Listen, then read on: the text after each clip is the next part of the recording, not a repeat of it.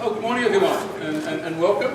On behalf of my manager Rodney Devon, who unfortunately can't be here at the moment, I'd like to welcome you here to the Department of Health. Thanks for taking time to come in today. I just want to start with a few basic, actually for those who might not know me, although I think most of you do, my name's David Chapman and I work in the water program team here at the Department of Health. Most of my colleagues in the program are here, but I won't ask them to identify themselves at this stage, but they've got their name badges on.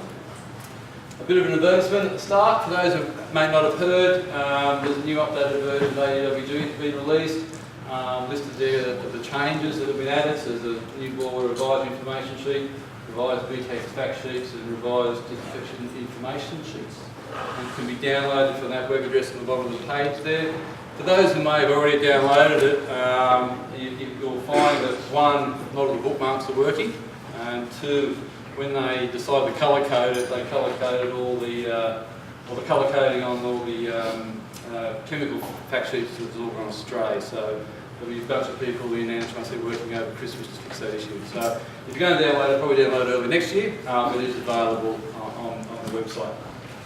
So I guess at the end of the year, it's a good time to, I guess, look at how things have gone, and I guess say thanks to the industry for their great performance over the last couple of years. Just got a couple of graphs here around notifications and non-compliant localities over the last 4 reporting periods. And as you can see, there's been a nice downward trend, and I'd like to congratulate you as an industry for working with us and working on making sure that Victorians get safe drinking water supplies. I think it's a credit to the industry that we can put up graphs like this and it's all going in the right direction. But having said that, of course, I'll use this as a bit of a segue. One incident's enough to cause a whole lot of grief. So I guess that's probably the point of today's workshop, is to run through some of the things that can go wrong. So I guess move on to our main speaker for the day, Dr. Steve Marudi, who's from the University of Alberta. We're very pleased and very honoured to have Steve here. Just read a brief bio for him.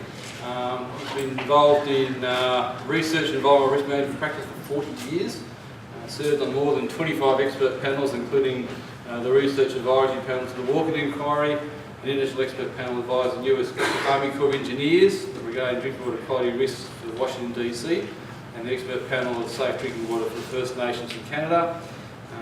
Steve also was elected as a Fellow of the International Water Association in 2010, a Fellow of the Society for Risk Analysis in 2007, and a Fellow of the Academy of Sciences, Royal Society of Canada in 2006.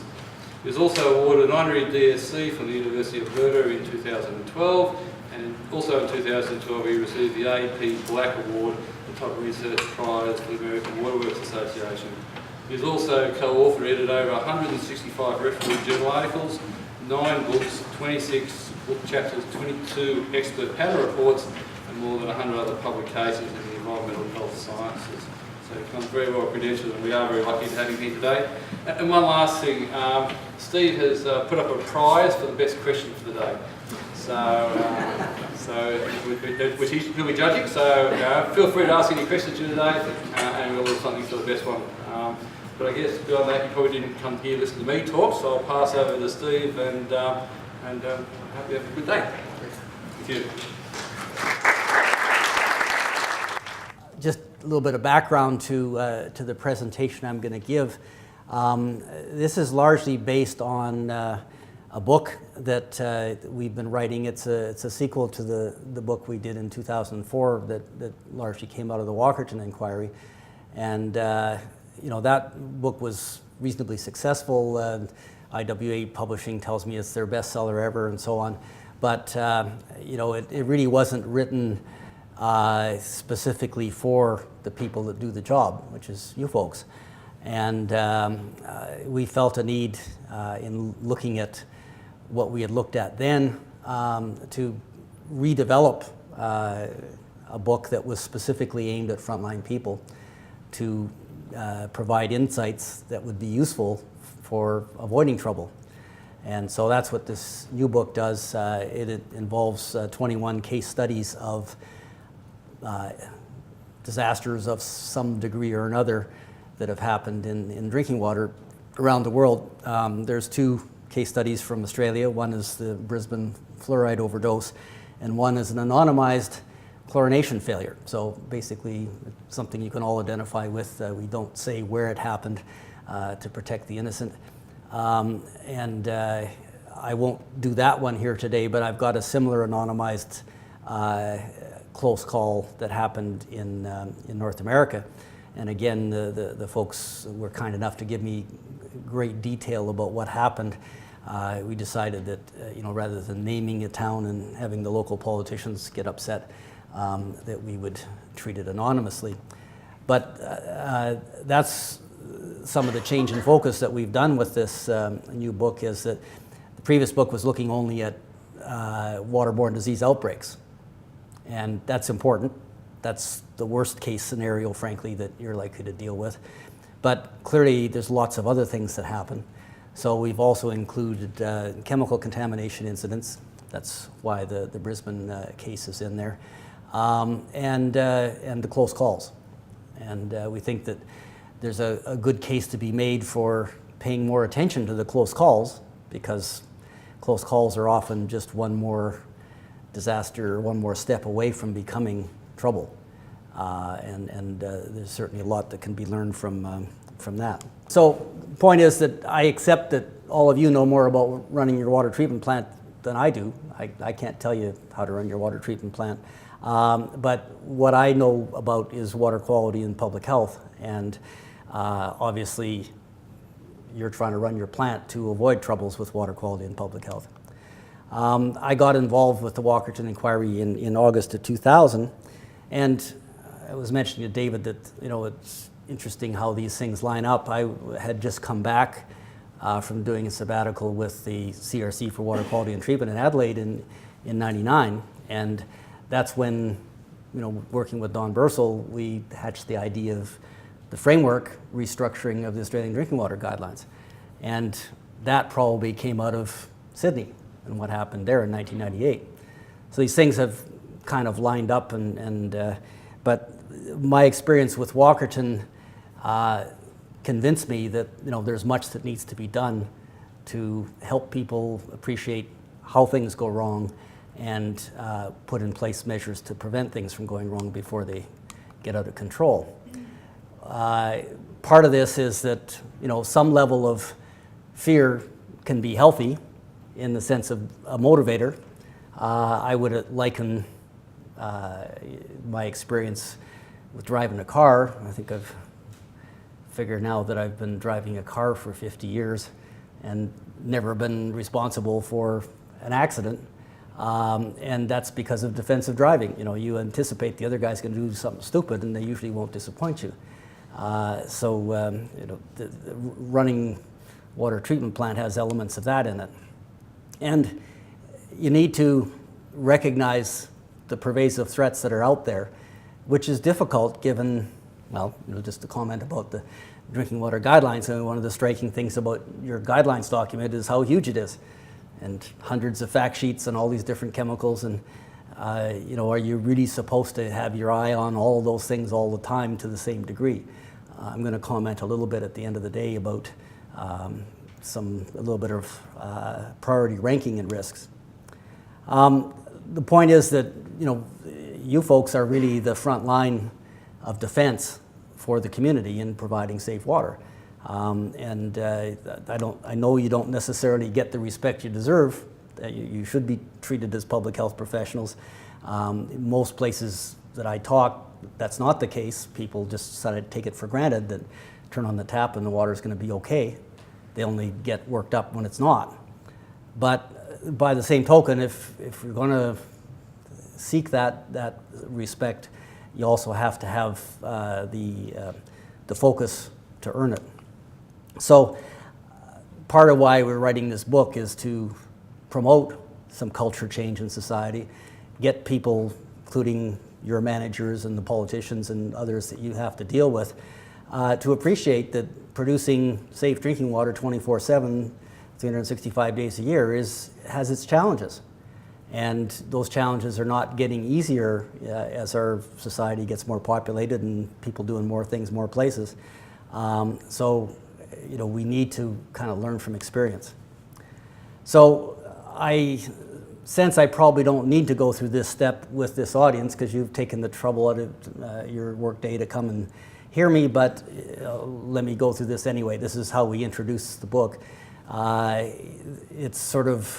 It's an extract of some testimony from the Walkerton inquiry from a mother about what she experienced. So she said, on Friday, Cody suddenly began to vomit. Mrs. Hamill took him inside to change his diaper and noticed it was bloody. Couldn't even tell what it was. She said, I'd never seen that before. Saturday morning, Mrs. Hamill woke up to find Cody violently ill. At 10 a.m., she phoned the hospital, but was told the hospital was backed up and that she could not come in just yet. Well, when can I come in, she asked. He's really sick. Hospital staff told her to wait until 4 p.m. to get fluids into her son in order to prevent dehydration. Do whatever you have to do to get it in him, they said. Get a syringe. So she followed their advice. She got a syringe and shoved water down his throat. The water may still have been contaminated, but she did not know that. In fact, the water was still contaminated when she was doing this. Finally, she phoned the hospital again around 12:30. You've got to see him. He's lifeless. His eyes are rolling in the back of his head. He has diarrhea every 2 minutes. He can't take it anymore. He was eventually air ambulanced out of Walkerton to London, Ontario, which is about 200 kilometers away. He was on life support for a week. The doctors had basically given up that he could survive. He actually did recover. So in total, 7 people died in this incident. There was a 2-year-old infant that died. It wasn't Cody. And 27 people, half of those between the ages of 1 and 4, developed hemolytic uremic syndrome, which is a serious kidney ailment that comes about from E. coli 157H7 and or Campylobacter. And over 2,000 people were very ill. So I'm not going to belabor the Walkerton story because I know a number of you have already heard about it just from conversations in the hallway. But I'm going to go over very quickly some features of it because it kind of sets the stage for the bigger picture that we're going to talk about today. And the reason I titled this slide this way is that we got so much media coverage in Canada about Walkerton that most people, including those in the water business and water regulators, what they know about Walkerton is more influenced by what the media told them than what the inquiry report told them. And there's some important differences in that storyline, and that's why we've included Walkerton in our book, because we think we need to kind of set the record straight. All of the chapters, to the degree possible, we've written through the eyes of the operator. So what did the operator know and when did he or she know it? And to give a different flavor as to how trouble happens. Because it always looks obvious in retrospect, hindsight's 20/20 vision, when you have all the facts on the table, or as many as can be had, and look from the outside looking back in and say, well, why didn't they do this? So here's just a schematic of what the town of Walkerton looks like. Community is right there. The feature of this is this well number 5, where the contamination happened. And PUC shed refers to the Public Utilities Commission, which was the water utility. And this shed was their operational location. Now, they had 2 other wells, 6 and 7, which were much deeper, much more secure, less at risk. But well 5 was the popular well because it was a shallow well. It provided soft water. And the water from the deeper wells was hard. The real reason why well 5 was giving soft water was because it might as well have been a rainwater tank. It was very essentially recent rainfall. So here's what it looked like from the air. And the trouble was this farm and that barnyard with the cattle in it was where the contamination came from. And the well was at a low point in these trees. And when they had heavy-duty rainfall, manure from that well got washed, or from that barnyard got washed into the subsurface. It was only, the active zone was only about 5 meters below the surface, washed directly in there. And they were not chlorinating adequately, And even if they had been, the level of contamination probably would have overwhelmed what chlorine they had. But the major oversight was their failure to measure chlorine residual. They were supposed to do it once a day, and they didn't, because no one ever made it obvious why you measure chlorine residual. It was just something you did. And so the regulator required that they produce a sheet showing that they had measurements, but no one seemed to appreciate, including the regulator, why people were doing this. So, yep. So there was no actual treatment but disinfection? Just chlorination, exactly. Was the standard misunderstanding that you run across a lot, that somehow groundwater is inherently safe. In this case, it was not. No online monitoring, nothing? Sorry? No online monitoring? No online monitoring. They had to do weekly samples for E. coli in the distribution system. So here's how the incident played out. The contamination happened during this week. There was 5 days of heavy rainfall, and as best we could determine that it was on this Friday, May 12th, that the contamination hit the system, although it was probably being washed in during that week. But May 13th was the first opportunity, the next day, when they were supposed to measure the chlorine residual. It would have been obvious if they had measured the chlorine residual that we're adding chlorine and we have no residual, which should tell you there's a problem. And I'm not confident that these operators would have realized they had that problem, because they didn't understand why they were measuring chlorine residual, so it's probably a bit of a leap to believe that they would know what to do if they couldn't measure a residual. But the question is, whose fault is it that they didn't know these things? They were certified operators.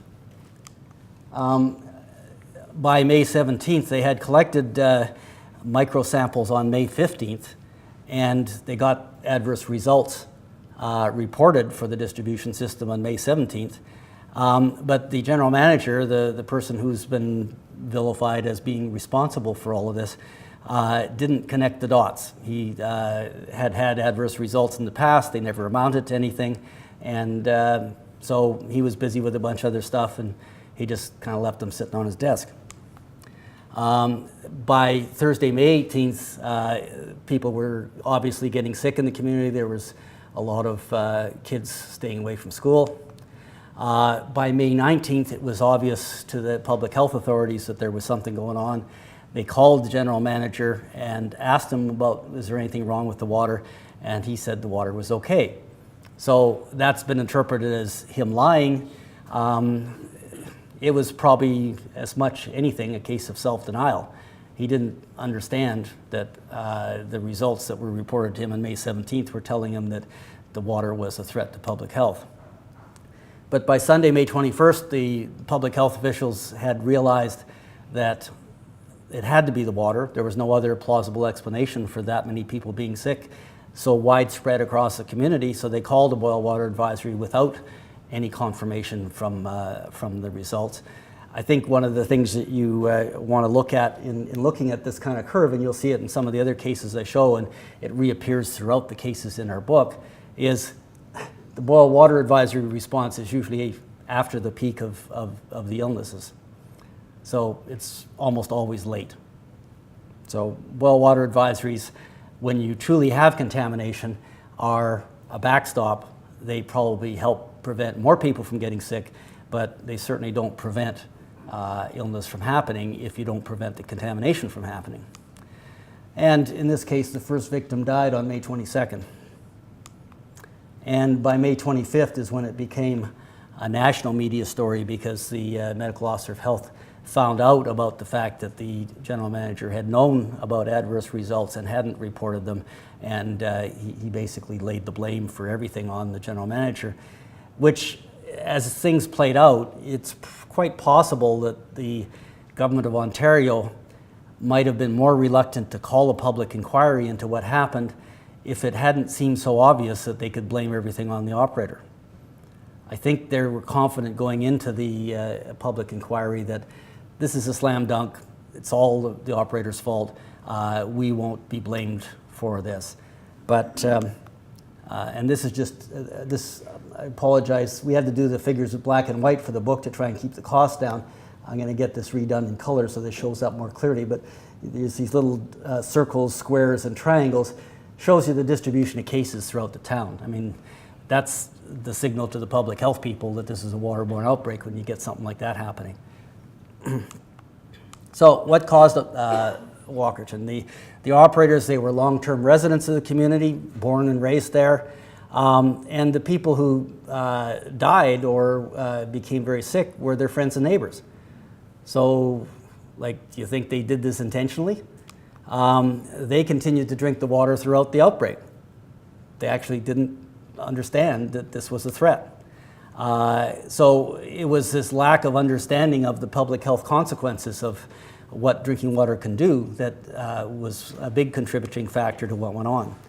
And from an operational perspective, they truly did not understand that monitoring chlorine residual was the only real-time measure they had of contamination, and that they needed to use it that way. But they weren't alone. At the inquiry, the Ministry of Environment officials who were sort of monitoring the inquiry were there when a Health Canada epidemiologist gave her evidence on the epidemiology study and got dragged into some questions about water treatment. And the lawyer for the general manager put the question to her, and she said, well, isn't it true that once the contamination was washed into the well, there's nothing they could have done? And she said, yes, that's true. So it's basically the act of God defense, whereas that's absolute nonsense. I mean, if you understand what chlorine residual can tell you, you look at it and say, well, yeah, you may not have caught all the contamination, but if you realize within a day of when the contamination happened, that the water is contaminated, you can shut the system down. You can certainly get the boil water advisory going right now and figure out what's going on, and that didn't happen. So the big question I would pose then is, if these operators were incompetent, they were certified by the regulator, what does that say about the management that paid them and the regulators that certified them? And that's essentially what the real message from the Walkerton Inquiry report was all about, is it pointed out how deep the incompetence ran in Ontario. It wasn't just these guys doing bad things, and they certainly did do bad things. It was the fact that the overall system was thoroughly flawed. So I won't belabor this. We put in this fault tree, which is sort of a standard risk analysis approach that was originally developed for nuclear safety. But it looks at base events that are required to make something happen, and then goes through a logic tree of, do you need to have all of these things combining, or will one or another get you there? And so we've kind of analyzed the processes that happened ultimately to get you up to the top. And the fact is that there were a lot of things that had to line up together, but there's a few things that one or the other would have done the trick. So what does all this tell us then? Essentially what I'd like to get you thinking is that what you can take away from this workshop is really depends on how you listen to what I have to say today. In my experience, once you have experienced something, you do see the world differently. And my example would be, if you've bought a new vehicle recently, before you buy a new vehicle, you may not think anybody else in the city has a green Toyota Corolla or whatever the model is, but as soon as you buy one, you see them everywhere, because you just weren't paying any attention to the fact that people were driving green Toyota Corollas until you had one. And that's kind of a simplistic example of, once something happens to you, you do pay attention to different things. And that's the intent we have with our book, is to try and give you an opportunity to put yourself in the shoes, look through the eyes of people who experience this trouble, and hopefully give you a bit of spidey sense, if you like, for when something like that starts to happen to you. So the case studies are designed to help you or assist you to learn from someone else's pain. Our subtitle is "Do Not Learn the Hard Way." So the learning from these things is not automatic. It does require that you kind of suspend disbelief and put yourself in the position of the people on the ground. But the major caution I can say, and I'm quite adamant about this, is I've talked to people over the past 20 years about these topics. If you're in the position where you do not think anything like this could ever happen to you, you're at risk. The people who I have confidence in are going to do a good job of keeping my water safe are the people who say, yeah, that could happen. Maybe not exactly like that, but you start to think about how things could line up in your own system, and then you're going to do something about it. But the people that say, nah, could never happen to us, and I've heard that's one of the downsides of the Walkerton experience in Canada, is lots of people, because they bought into the simplistic media story that it was all the fault of the two operators, saying, well, that could never happen to us because we don't have those guys working for us. Yeah, but look at how it came about. I think the direction is to suggest that without having it spelled out in regulation, this is what you must do, it's tough to convince your management that you must do it. There's no easy answer to that. You can't have a regulation that is so detailed that it'll contemplate every perspective and every situation. What you have to do is to have a regulation, as I understand you've adopted here, that puts the emphasis on risk management plans, that gets you to focus your attention on knowing your own system. Because if you know your own system, you're in the best position to keep it safe. And no one in a remote city is going to be better equipped to do that than the people there. But you have to have a way of making it happen. What you can't have is simply require risk management plans, which are done by a consultant. They go in a binder and they sit on the shelf, and no one ever owns them. What you need to have is something that's owned by the people who are running the system. They developed it, they understand it. Because they know their system, they know what could go wrong, and can set some priorities as to the things that need to be fixed. Okay? All right, so essentially how we got to where we are is, I think, we're a victim of our own success to a certain degree. I mean, in the mid-1800s, people were dying by the thousands in major cities because of contaminated drinking water. That was the way it was.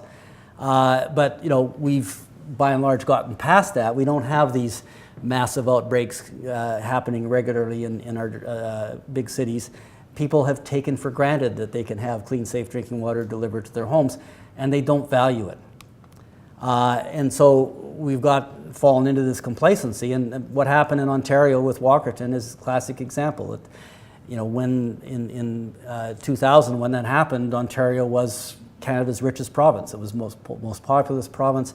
It was sort of where everybody in Canada looked to say, well, this is how you should do it right. And they'd fallen asleep at the switch.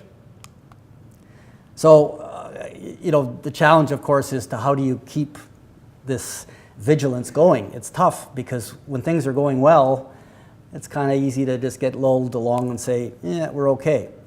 So, here's the big picture that, we've dropped waterborne deaths down to barely a blip, but we keep on having stuff happen. I mean, Milwaukee is estimated to have caused about 50 deaths, and they had 7 deaths in Gideon, Missouri in the mid-1990s. Fortunately, in the case studies that I'm talking about or that we've got in our book, there's not the massive number of deaths, but there's still several outbreaks that have led to fatalities. And I don't know about you, but if you're in the business you are and somebody dies from your drinking water source, that's got to be disaster. So, okay, how do you keep the vigilance going? You need to, I guess, be able to recognize the early signs of trouble and ramp things up appropriately. And you need to have some way of sort of deciding which things are more important than other things. And that's where we hope that with this book we'll help you kind of pick up some experience from hindsight that you can cast into foresight. And develop the ability to recognize bigger problems from the countless little ones, because if you treat everything as a problem, then you're treating nothing as a problem. Now, one of the realities, and for those of you who are truly on the operating floor, you can be guaranteed that when something goes wrong, blame's going to get pointed back at you. Inevitably, you can find out things that people did wrong. It's a natural state of human affairs to make mistakes. We all do it all the time. And so the point is, if a system fails disastrously because somebody makes a mistake, then you got to say the system is flawed, because people will make mistakes. And if a simple mistake will lead to disaster, then something's wrong about how it's set up. And of course, hindsight's 20/20 vision. So when you're doing something like we're doing with writing these case studies, you have to keep on reminding yourself that try and think about what did the person at the time know, not what do we know now, years later, after multiple inquiries and so on.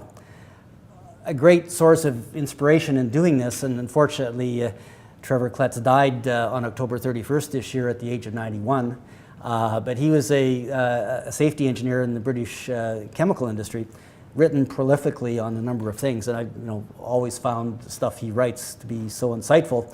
So he said about human error is that saying an accident is due to human failing is about as helpful as saying that a fall is due to gravity. It's true, but does not lead to constructive action. Instead, it merely tempts us to tell someone to be more careful.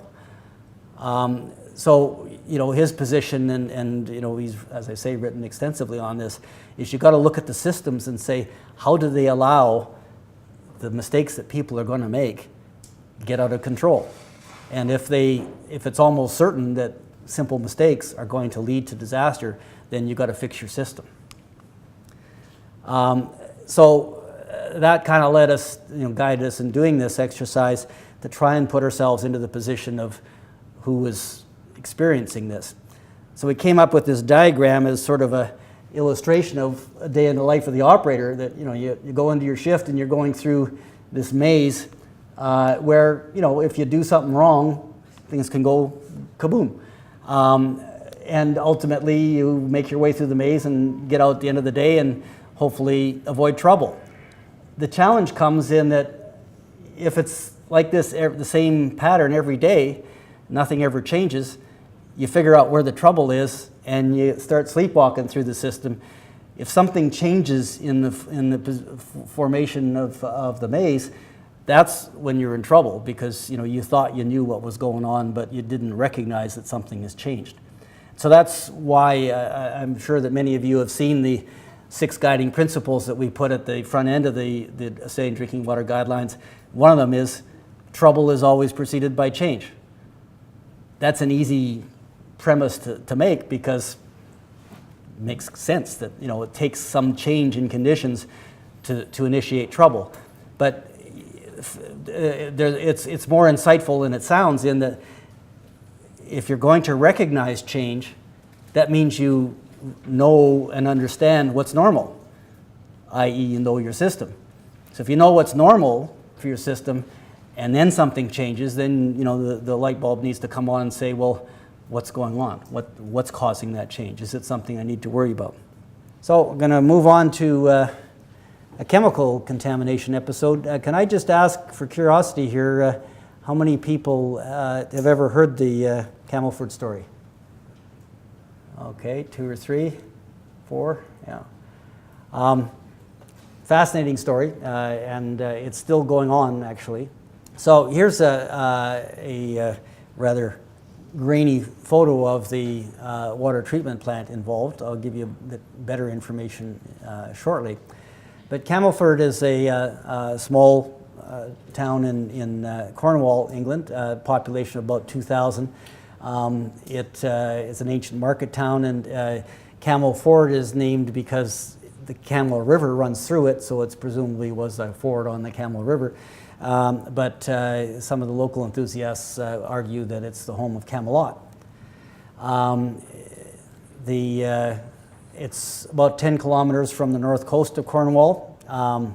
It's surrounded by a water distribution system, which in 1988, when this happened, spans some 30 kilometers, and the overall population on the distribution system was about 12,000 outside of tourist season, but during summer tourist season, when this happened, it's up to 20,000 people. So here's an aerial shot, so Camelford is right here, and the River Camel is there, and the waterworks that we're talking about is actually some distance away from the town. So the waterworks is about 2 kilometers away, draws from this reservoir, the Crowdy Reservoir. The raw water supply was very low in dissolved solids, rich in organic matter, very low buffering capacity. Typical pH coming out of the reservoir was around 5.5. The treatment process, flash mixer, conventional sedimentation, and gravity sand filters. They added chlorine in the filter outlet channel, and then they had a lime feed to try and raise the pH up to closer to 8. So here's a process schematic from the reservoir through water pumps. They did a preliminary lime treatment. They added alum, flash mixer, coagulation sedimentation, gravity filtration, and then around filter water channel they chlorinated, had post-lime addition, a pH monitor, chlorine contact time, treated reservoir, and then out to their distribution system. So there's the water treatment plant over here and the reservoir that they drew from. So you can see it, it's kind of a little bit remote from the community. So this was run by, at that time, Southwest Water Authority, which was a regional water authority in England. This preceded by about a year the privatization of the industry. So Southwest Water Authority became Southwest Water, the private company, but Southwest Water Authority was kept alive as a legal entity to deal with the fallout from this, because the liability from this did not, Southwest Water was smart enough not to buy the liability.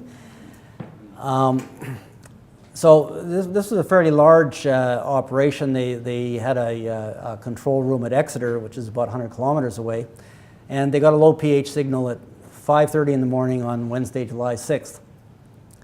So they sent operator A out to the waterworks. He got there at 8:50 in the morning and discovered a blockage in the first lime dosing pump. So as many of you are aware, if you do lime dosing, it can be an enormous headache. Things do get stuffed up and require a lot of maintenance. So this was not a big surprise that this happened. The pH monitor showed that pH had returned to about 7.5 by 10 in the morning and gradually rose to about 9.5 by 2 o'clock that afternoon. So operator B at the control room received another low pH signal, now down to about pH 4 at 5:27 that same day. So operator B contacted operator A, who was on call, and said, get back out there. At this point, the pH was now reading down to 3.9, so operator A had to go back out to the site. This time, it was deemed to be the second lime dosing pump, which was immediately upstream of the pH monitor, that was required attention.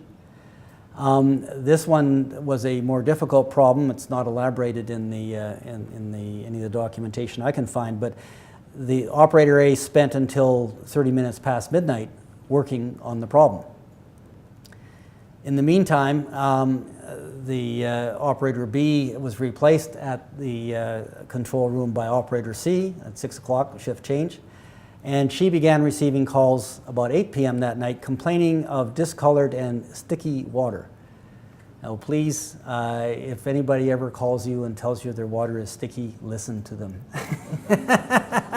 This is not a good thing to have. Yes? I'm just wondering whether the pH was the raw water or post or treated water? This was the treated water that they were getting the pH alarms on the treated water. So she got on the phone and, the big organization, they ran something like 50 water treatment plants in the region. She got a hold of a regional treatment scientist and the area treatment scientist. And the latter, took on what I just said to somebody complaining about sticky water. This is not good. So he phoned one of the complaining customers and got a first-hand description of the problem, and again got the report that it had an acidic taste and it felt sticky. He thought that they might be having a problem with dosing their polymer, or they did orthophosphate as well. When he learned that the water pH was still only 5.2, he concluded that they must still have a post-Lyme addition problem that Operator A was working on. And in the meantime, the area treatment scientist spoke with the operator, who had also been talking with his immediate superior, the treatment work superintendent. This is part of the story now, as we've got many cooks in this kitchen. The area treatment scientist asked Operator A to check the pH again. He reported that the pH was 4.5. Now, it's not clear from the records I could find that whether that was measured manually or whether it was what was reported back in the Exeter control room. But the measurement seems to have likely been done by the area treatment scientist because the monitor back in the Exeter control room was showing a pH of about 4 at that time. So because Operator A was still reporting this low pH, the area treatment scientist asked him to dose the water manually with, he had a number of 25 kilogram bags of lime on site. And so it was sort of like, stop the pump, let's just get some lime in there.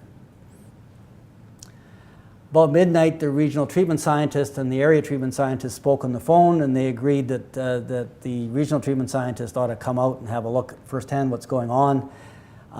So he got out there about 2 in the morning. On arrival, I guess looking with a flashlight into the set tanks, he couldn't see any alum flock blanket, but given the low turbidity of the water, that wasn't deemed as being anything unusual. He advised, let's keep adding the lime. So the pH monitor was reading a reasonable level early in the morning of July 7th, so he returned home at 6:30 in the morning and thought everything had been solved. Meantime, while all this was happening, Operator C was on the phones. She had been able to get a hold of the assistant superintendent for distribution, some 40 kilometers away. As soon as he was advised, he kicked in flushing. We'll use flushing as the solution. And got a hold of a district manager, and they went out to a location called Grey Lake Farm, which was immediately downstream from the treatment plant. So here's the kind of layout. Lower Moor Waterworks is there, Grey Lake Farm is there, Camelford is there, and this distribution system, I didn't show the whole thing, but they had 2 large reservoirs here and here, which they had the sense to shut off.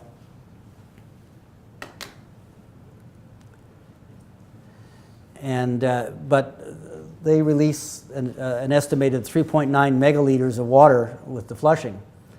That's a lot of water. But they did close off the reservoirs. So while all these things were happening, the Operator C was being inundated with complaint calls. Some 84 calls came in that night. So this is a small community. That's a lot of complaints for a small community. And it was complaints like curdling milk, unpleasant taste, and the sticky story.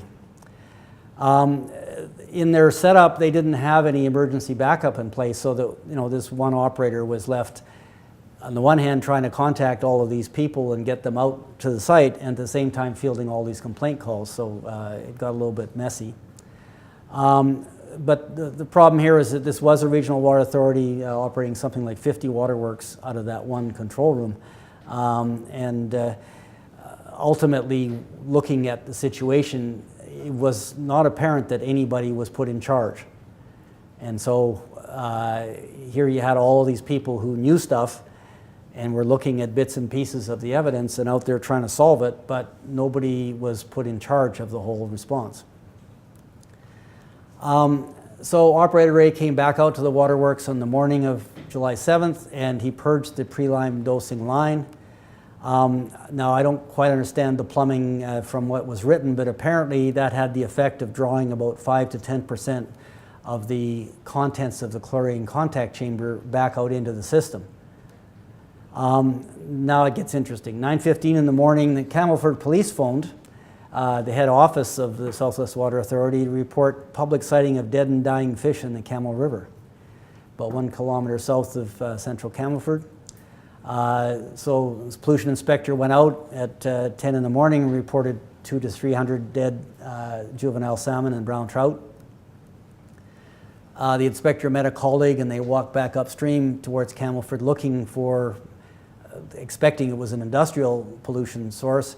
They got up to this drain just in the center of Campbellford, and they managed to eliminate the spillage from any spillage from the industrial facilities by about 11:30 in the morning, and that's when they started to learn about all this flushing of the water distribution system happening.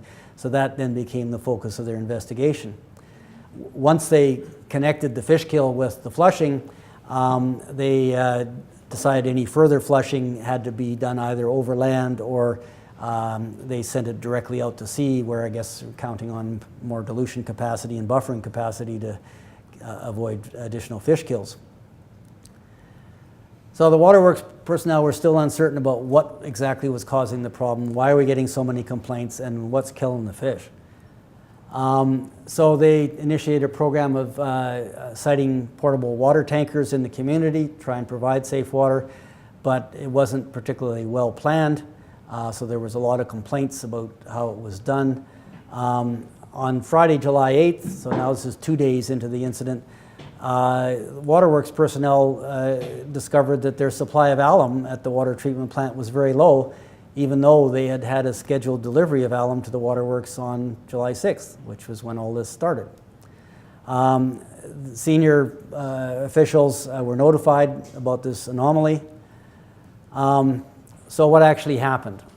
Well, it turns out that the alum delivery, instead of being done by the regular chemical supplier, was a relief driver who was handling it that day, and he'd never been to this waterworks before. When he arrived on site, there weren't any waterworks personnel there, but he had been asked to phone the Southwest Water Authority to advise them. The company head office actually did phone to advise he'd be late, but no one was there to meet him. But before going out on this delivery, the regular driver had provided the relief driver with a key to open the lock on the outer security fence, and he'd been instructed that the alum storage was to the left after entering the facility. So this is the main gate. He comes in and he's told to the left is where you deliver it. He testified later that he spent 25 minutes looking for where he was supposed to discharge his 20 tons of 8% liquid alum. And nothing was signposted. The relief truck driver found a locked hatch where he entered the plant, and his key opened the lock. So he concluded this must be it. What he didn't know is that key opened every lock on the site. So that wasn't a particularly reliable piece of evidence. The other part of the story is that the correct location for unloading the lime was totally unsuitable. It was unmarked, unsecured. It was basically an ad hoc opening.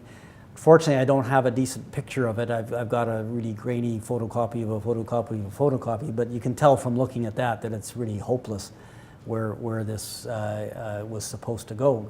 And the explanation was that they were undergoing some refurbishment at the site at that time, so it was an ad hoc arrangement. But the delivery was estimated to have begun at 5:03 p.m. and finished at 5:40. Anybody recognize the timeline here? 5:27 was the second low pH alarm. Now, the relief driver had been instructed to phone a nearby waterworks, but there wasn't any phone available to him on site, and this is before the days of mobile phones being in everybody's pocket, so he didn't really have the means to do that. So what happened? Basically, instead of the alum storage was here, which was to the left, but the hatch he found was right into the chlorine contact chamber, so it was basically right into the treated water delivery. So this was actually downstream of the pH monitor, so it didn't instantly target the pH alarm. There was a need for a little bit of back migration. But because you had water flowing out through the contact chamber, inevitably this high dose of alum got washed out into the treated water storage and the distribution system. And a lot of fluid dynamics modeling was done later on to try and figure out how this played out. The modeling confirmed that some of this alum would have migrated back upstream to the pH monitor, and that's what triggered the low pH alarm at 5:27 on July 6th. The post-treatment lime dosing pump, which had preoccupied Operator A when he was called back, seems to have been entirely a coincidence. I mean, Operator A found something to work on the post-lime dosing pump that he thought wasn't working, but that's not what caused the pH alarm. So that's one of those nasty realities of how things can go wrong, is that serious coincidences. The first pH alarm that day was truly because of a lime dosing pump. This one was not. The peak concentration of alum leaving the contact chamber was estimated to have been somewhere between 2,700 and 1,470 milligrams per liter.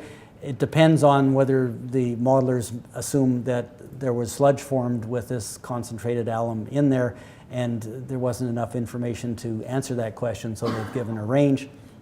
The maximum predicted alum concentration leaving the Clearwater Reservoir was, I don't quite know about the precision here, 472 milligrams per liter. I think probably 500 is close enough. But that they would have reached that peak about 2.5 hours after the delivery. Assuming that there was sludge, if there was no sludge, then the peak estimate was 325 after 3.7 hours. So Southwest Water Authority began an extensive sampling program in the distribution system on July 7th. The highest concentration they found was 109 milligrams per liter, and this was at one of the furthest locations from the incident, like 20 plus kilometers away. So you can imagine that the peak concentrations of aluminum were fairly high. pH values as low as 4.3 were recorded at several locations in Camelford. None of this monitoring program would have detected the true peak concentration, just simply because it didn't start until after the peak had been flushed through. But remember what the response to this was: let's flush. So you're flushing all this water out of the distribution system. What are you doing? You're drawing this alum into the distribution system. Now I point out this population. Many of the consumers were exposed to corrosive water. They, in total, had 994 complaints logged about the problem. But the flushing operations had the effect of drawing contaminated water from the reservoir into the distribution system. So please be cautious about when you start flushing. You like to know what your problem is before you get too carried away with that. Because I don't think, make the comment with Freuke, but they drew in more of the contaminated water from the vegetable plant with their initial flushing, because they were lowering the pressure in the distribution system, and they had the high pressure in the vegetable plant. So, and ultimately, something like 60,000 salmon and trout were killed in the Camel and Allen rivers. So, as you might imagine, there was a bit of a government reaction to this. They established an expert panel to respond to the concerns of the public. The panel's first report concluded that acute effects like gastrointestinal disturbances, nausea, vomiting, diarrhea, abdominal pain, mouth, tongue, and throat ulceration, soreness, skin rash, irritation, could all probably be attributed to the toxic metal exposures that occurred. So it wasn't just aluminum. This low pH water would have been dissolving other metals from fixtures and so on. The report also concluded that providing accurate and timely information would have reduced the public anxiety that caused a lot of mental and physical suffering. Because the actions of Southwest Water at that time, the Water Authority, not the company, were less than stellar in terms of filling people in what was going on. The communications were poorly handled. The local public health medical advisor was notified on July 7th about the line pump failures and the low pH, but he wasn't told about the extreme alum exposures or aluminum exposures until 5 days later. The environmental health officer in this case was told about the failure of the line pumps initially, but he wasn't given any results on the water sampling until July 28th. So that's almost 3 weeks after the incident. Now I would turn that around too and say, well, why were you waiting until July 28th? I mean, you know, once the medical officer knew that on July 7th that there was something bigger has happened here, I think you'd want to ask more questions. But the community was variously told to boil the water, which was totally useless, wouldn't do anything, or that the water was perfectly safe, which is not a particularly good thing to say in these circumstances. The public wasn't given any information about what happened until July 21st, so that was fully 2 weeks after the incident, and the information was simply a notice in the newspaper. The manner and inconsistency and delays in informing the public just helped fuel the controversy. There's many conspiracy theories that go around this incident. So an expert panel was reconvened in October 1990 to address reports. So the initial expert panel was reconvened. There were reports that up to 400 people amongst the 12,000 residents potentially exposed were experiencing ongoing health problems. Most common reports included joint muscle pains, malaise, fatigue, and memory problems. Things that I experience all the time, but you know, I'll call that old age. In January 1991, the Exeter Crown Court found that the Southwest Water Authority was guilty under the Health and Safety Act for supplying polluted water to up to 20,000 customers. They were assigned a fine of £10,000 and costs of $25,000. So that's actually pretty low compared to what Freuche happened. There was up to 1,000 civil actions pending against the authority for damage claims, including memory loss up to 60%, joint ailments, hair loss, deformity of toenails, and loss of earnings or employment caused by the illness from this contamination. In 1995, a group of 148 of the victims reached an out-of-court settlement that paid somewhere between £680 and £10,000 per claim, which by North American standards is chicken feed. But the reason this thing hasn't gone away is that there was a 1999 publication in the British Medical Journal. This was published by a group of academics who had served as consultants to the plaintiffs in the litigation to Southwest Water Authority. And they got their findings published in British Medical Journal and concluded people who were exposed to the contaminated water at Camelford suffered considerable damage to cerebral function, which was not related to anxiety. Understandably, the media was quite attracted to this explanation. The government asked the Chief Medical Officer's Independent Advisory Committee on Toxicity of Chemicals in Food, Consumer Products and Environment to advise if this incident had resulted in delayed or persistent health effects on the need for additional monitoring or research. I should also mention about that British Medical Journal, that precipitated a number of letters to the journal from other scientists who disputed the findings of that team. So it's an interesting example of academic debate on these things. So this Lower Moor subgroup of COT had their first meeting in October 2001. They commenced their review with a full panel in January 2002, so that's 11 years ago. They released a 450-page draft consultation report in 2005.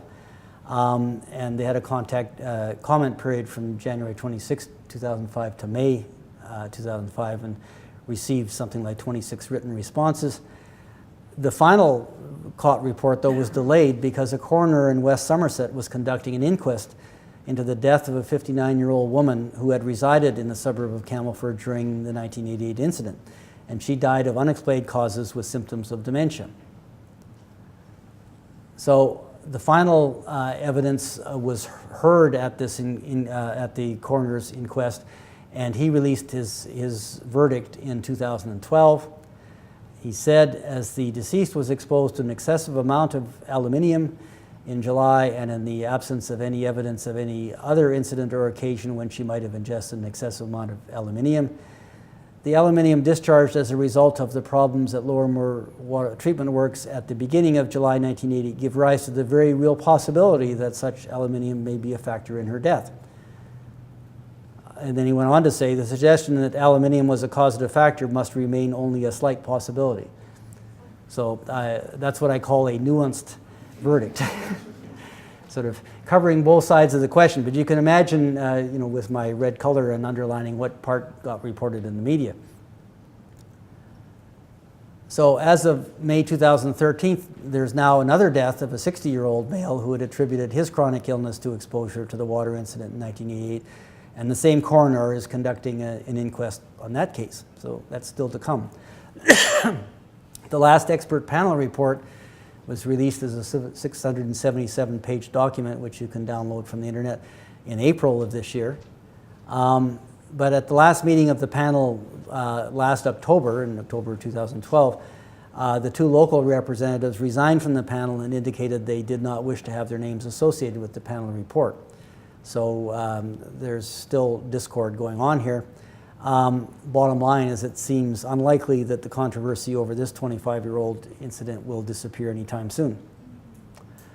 So, questions to ponder. Does your site have any vulnerability in bulk chemical delivery or storage that could allow serious mistakes leading to excess dosing of water? Does your site have enough clear labeling to assure that delivery of chemicals to the wrong location cannot occur? Preferably, if you can do it, by having different types of fittings for different types of chemicals. That's one solution I've learned of.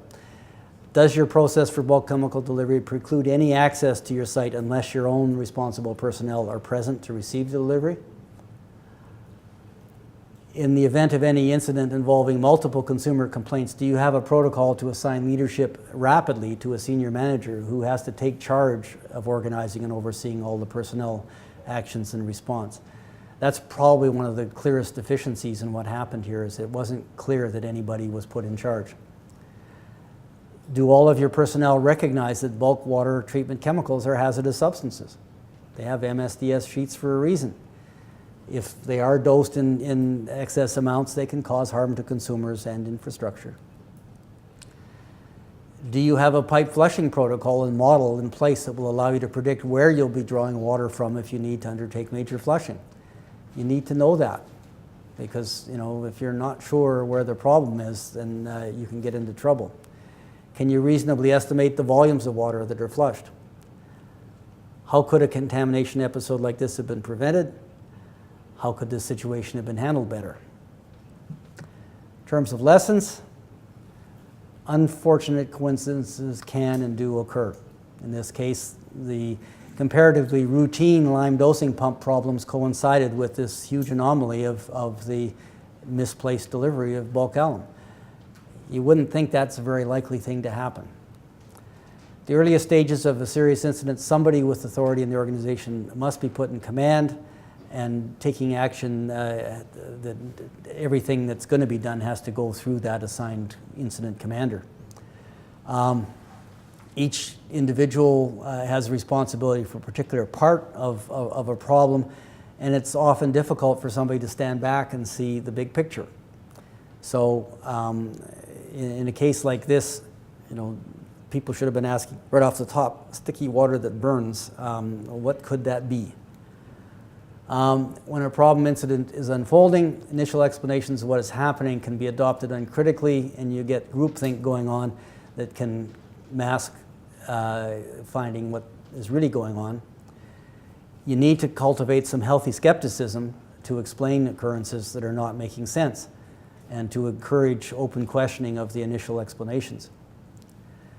Any sudden cluster of customer complaints needs to trigger rapid and serious attention by all parties.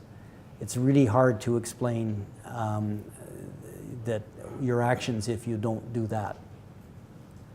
All water personnel need to appreciate that bulk water chemicals are hazardous substances and that they can cause serious contamination if overdosed. Poor communication with public health authorities, the regulator, and with the community can allow a bad situation like this escalate into an epic disaster, because that's what Campbellford has become. So this is one of the two close calls that we've anonymized in the book.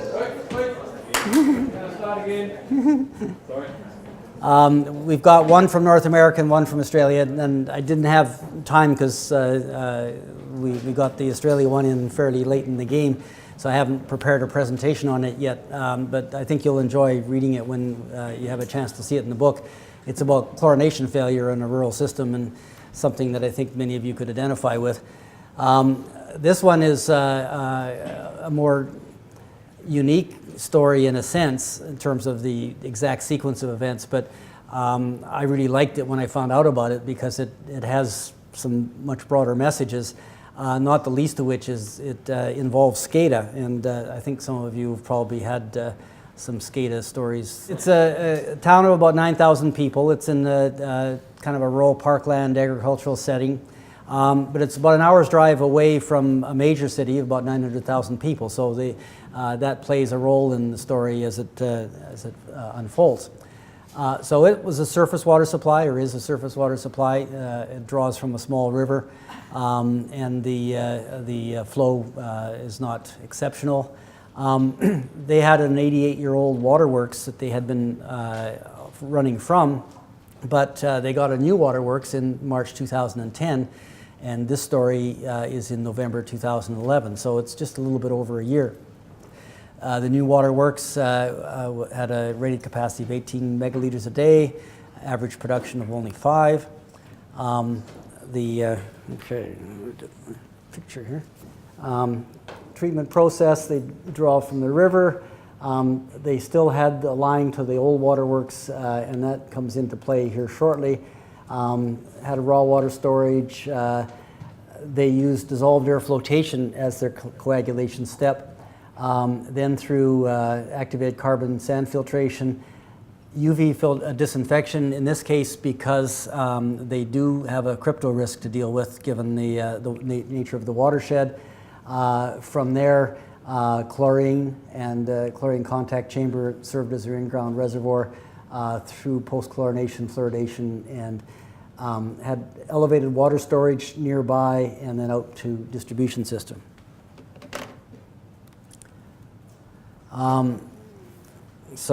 Yeah, from raw water intake, pre-chlorination, low lift pumps, coagulant, they were using polyhydroxide aluminum sulfate polymer, and then a dissolved air flotation unit.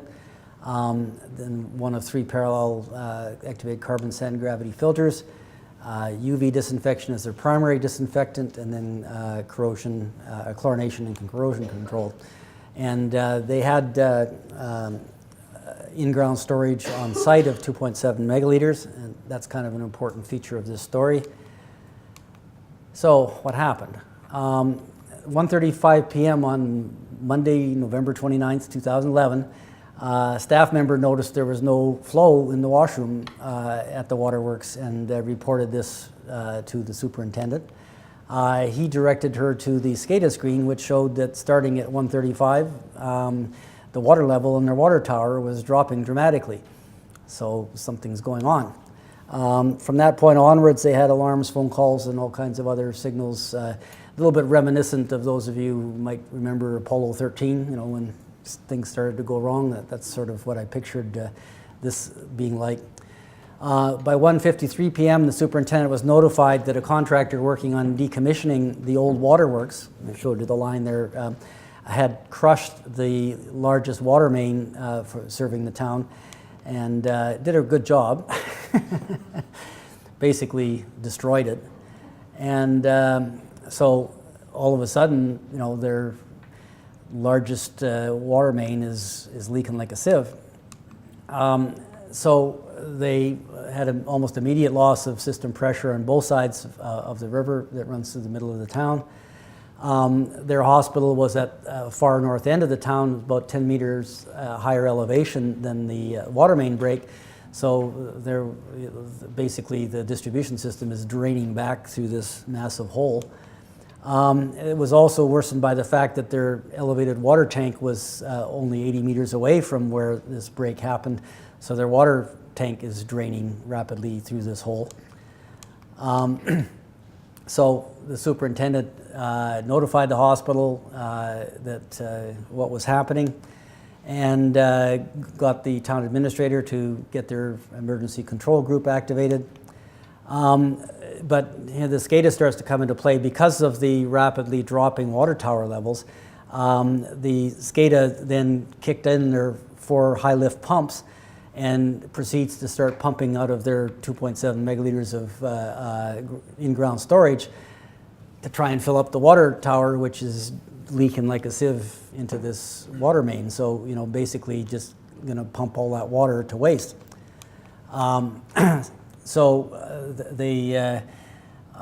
This then caused things to ramp up their flow through the plant about 5 times normal.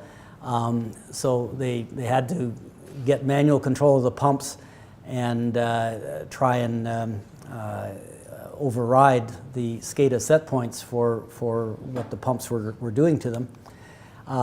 They shut off 2 of the high lift pumps completely. By 2 p.m., they were able to substantially reduce the flow. They isolated the area of the main break, and at this point in trying to do all this, they discovered that some of the valves in the system that had been used irregularly were hard to make to work. So, the case to be made for some regular distribution system work on your valves. So 2:05 p.m., so this is only half an hour after this whole thing started, they called the public health agency to inform them about loss of distribution system pressure. And under the rules they were operating, that was grounds for a mandatory boil water advisory.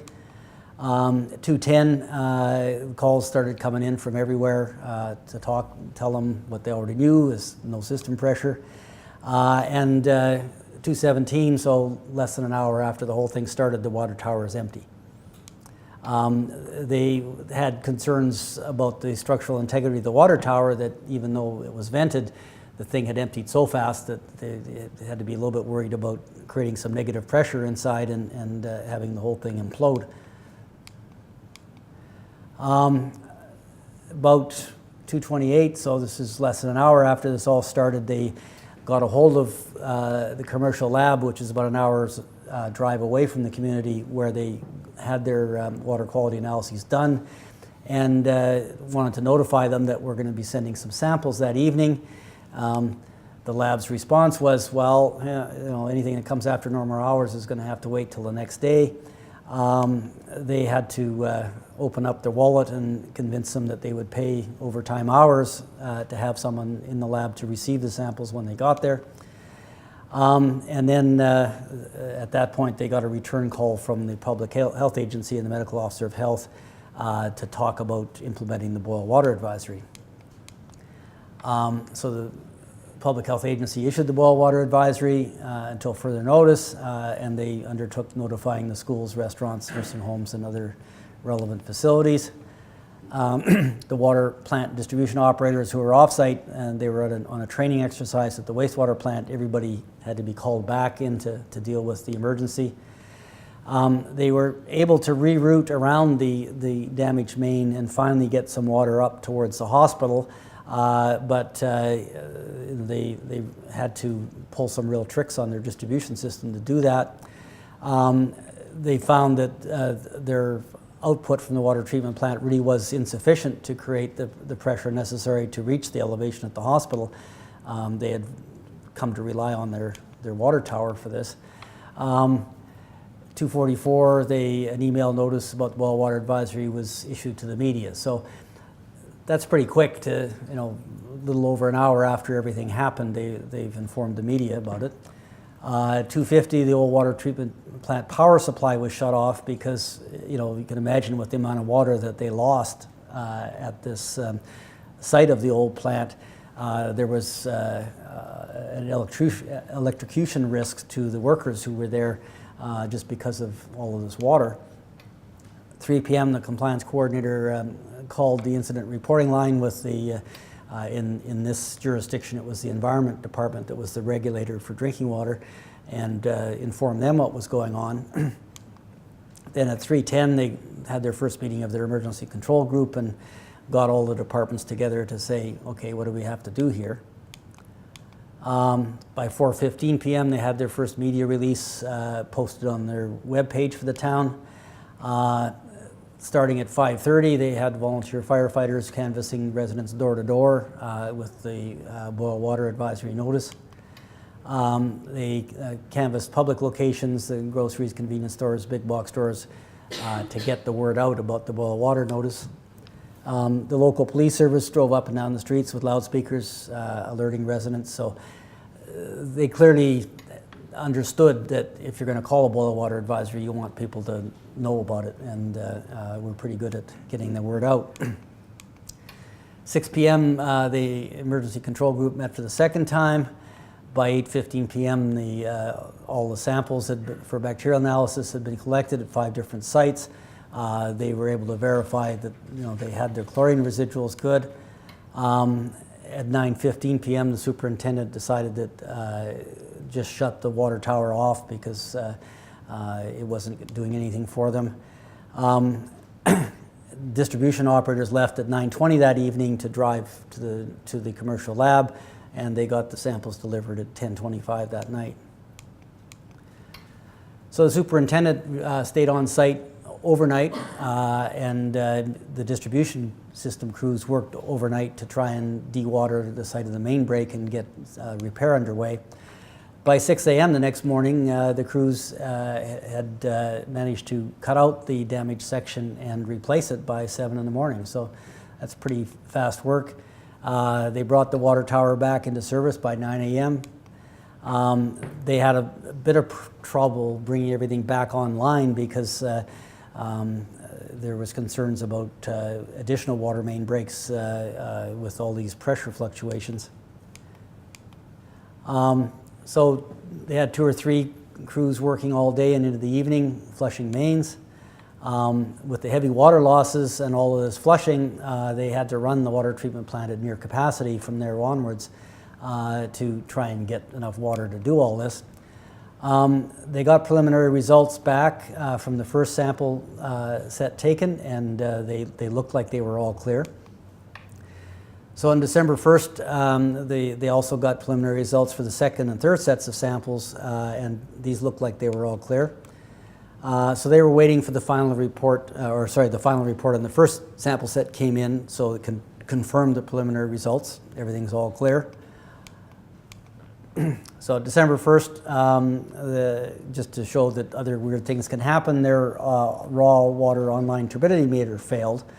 And so they were left with just trying to operate with handheld units to measure the river water turbidity.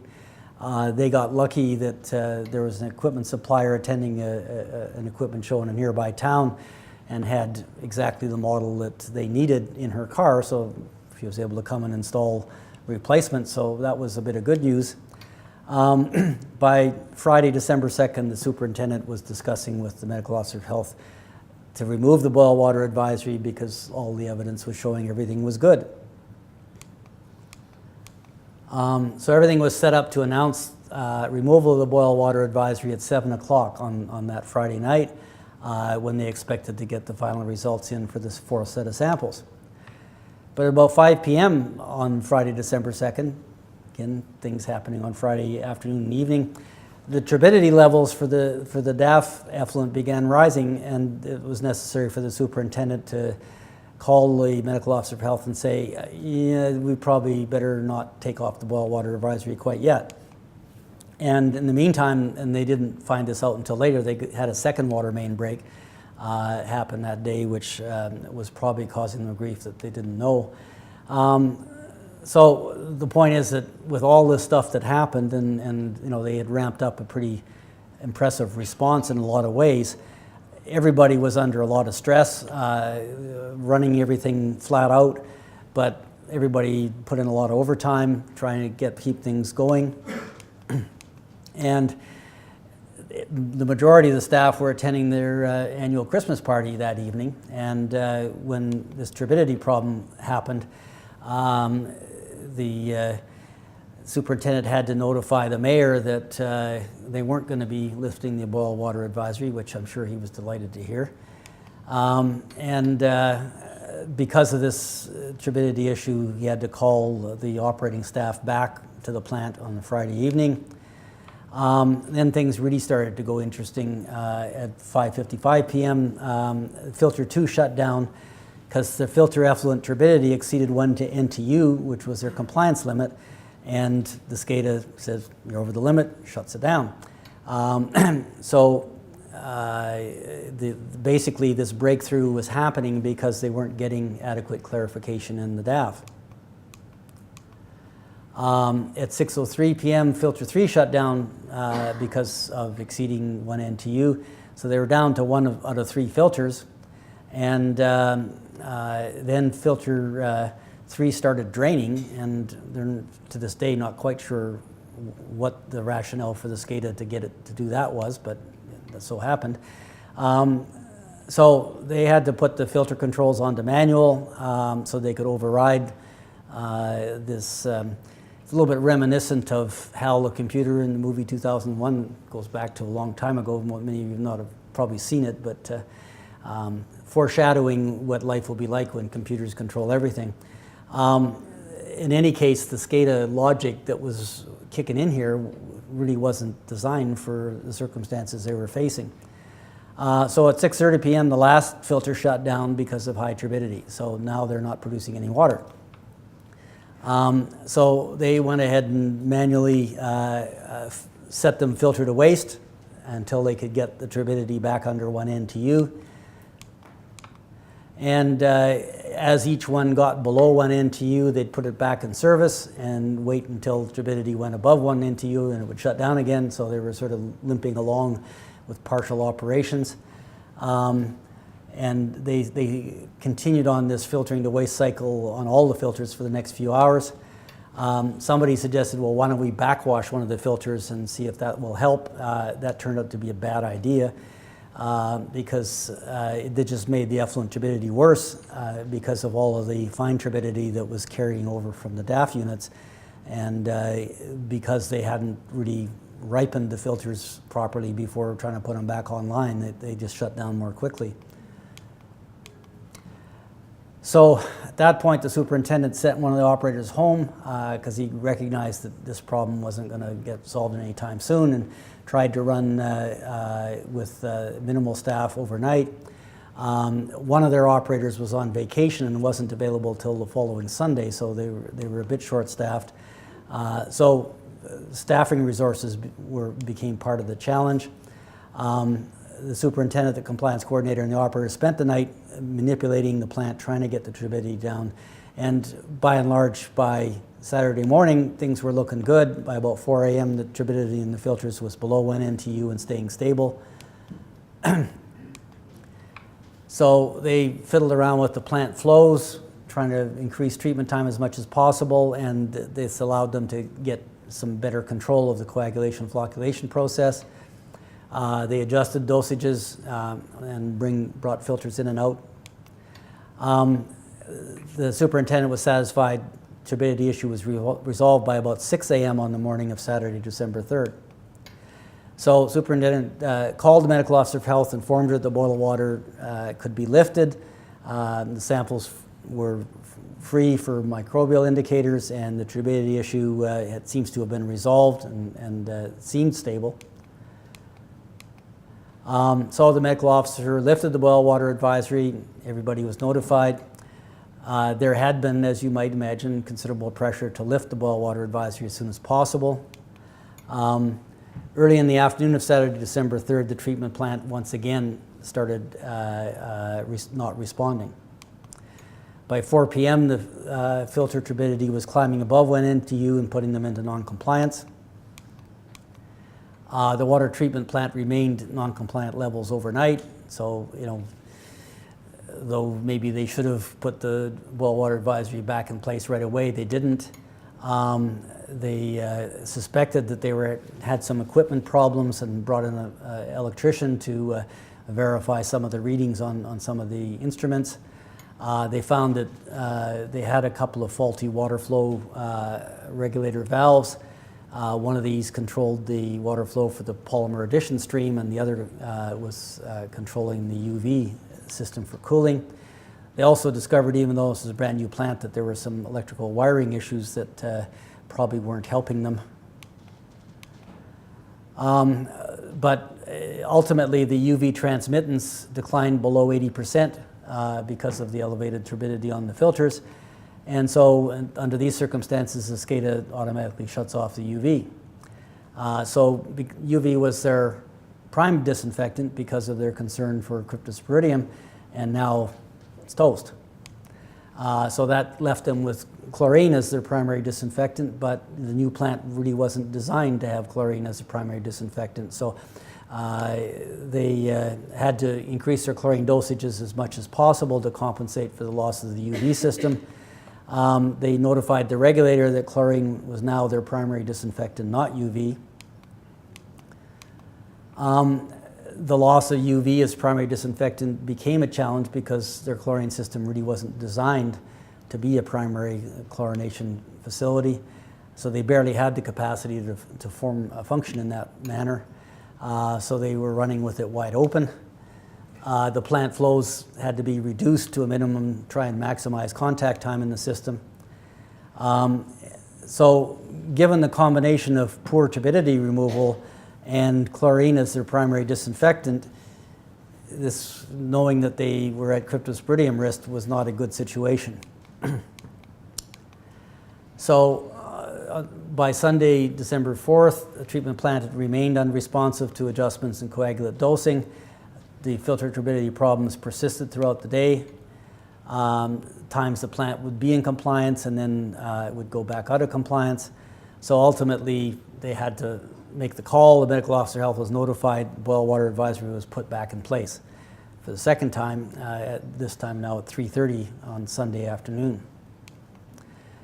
So at 4:30 that afternoon, the superintendent called the water quality engineer from that large city I mentioned, and that's where I learned about the story. It was the water quality engineer who got the phone call that Sunday afternoon was the person who told me what happened here and put me onto it.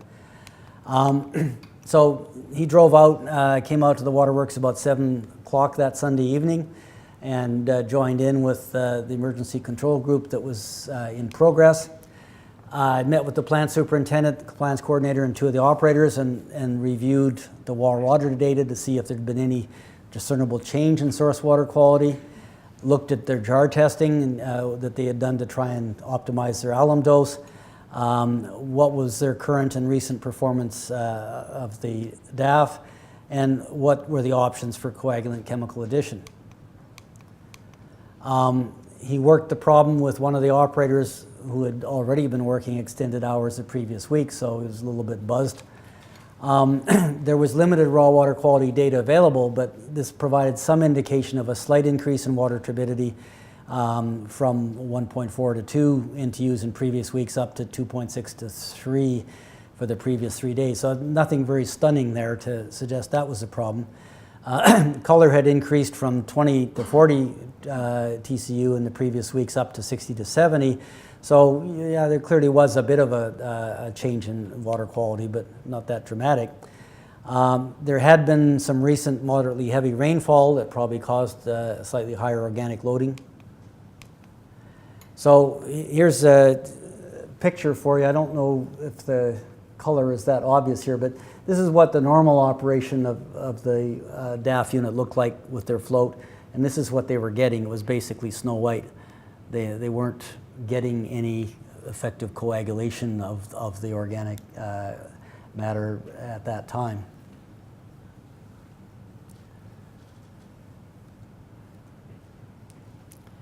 So the water quality engineer set about trying to replicate the jar testing that the operator had been doing to try and find the coagulant dose. He made it a practice to try and validate his own pipetting technique by weighing the delivery of a 50 microliters of distilled water.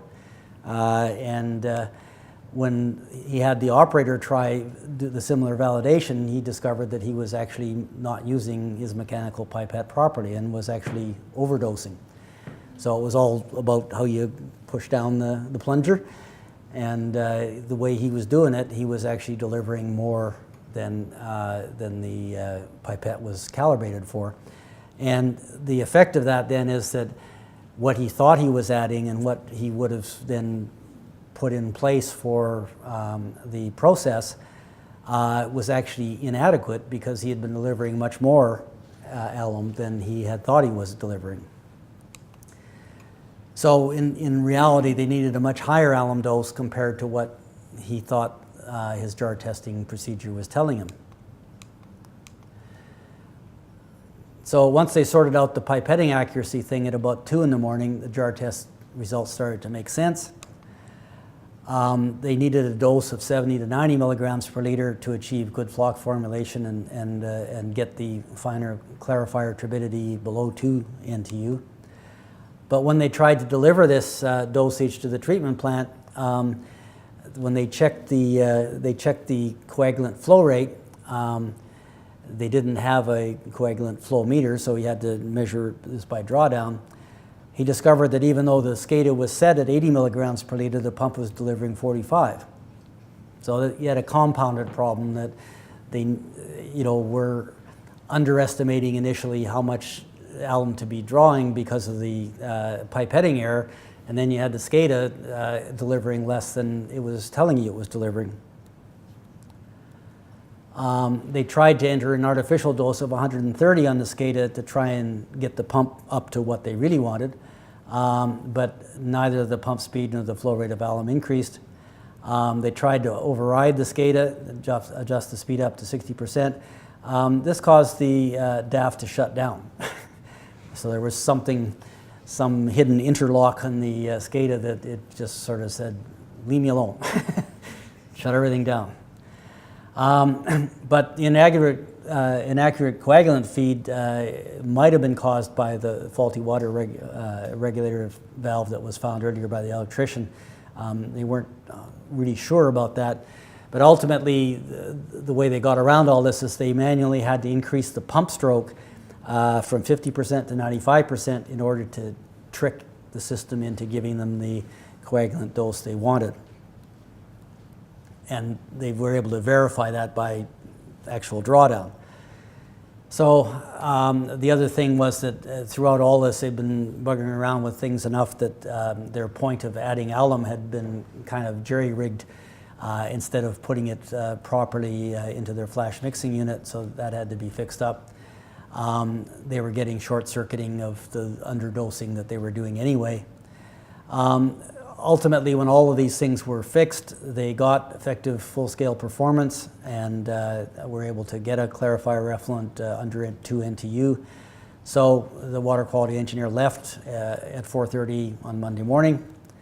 The new samples that came in were free of microbial contamination. Ultimately, the boil water advisory was removed the following Thursday.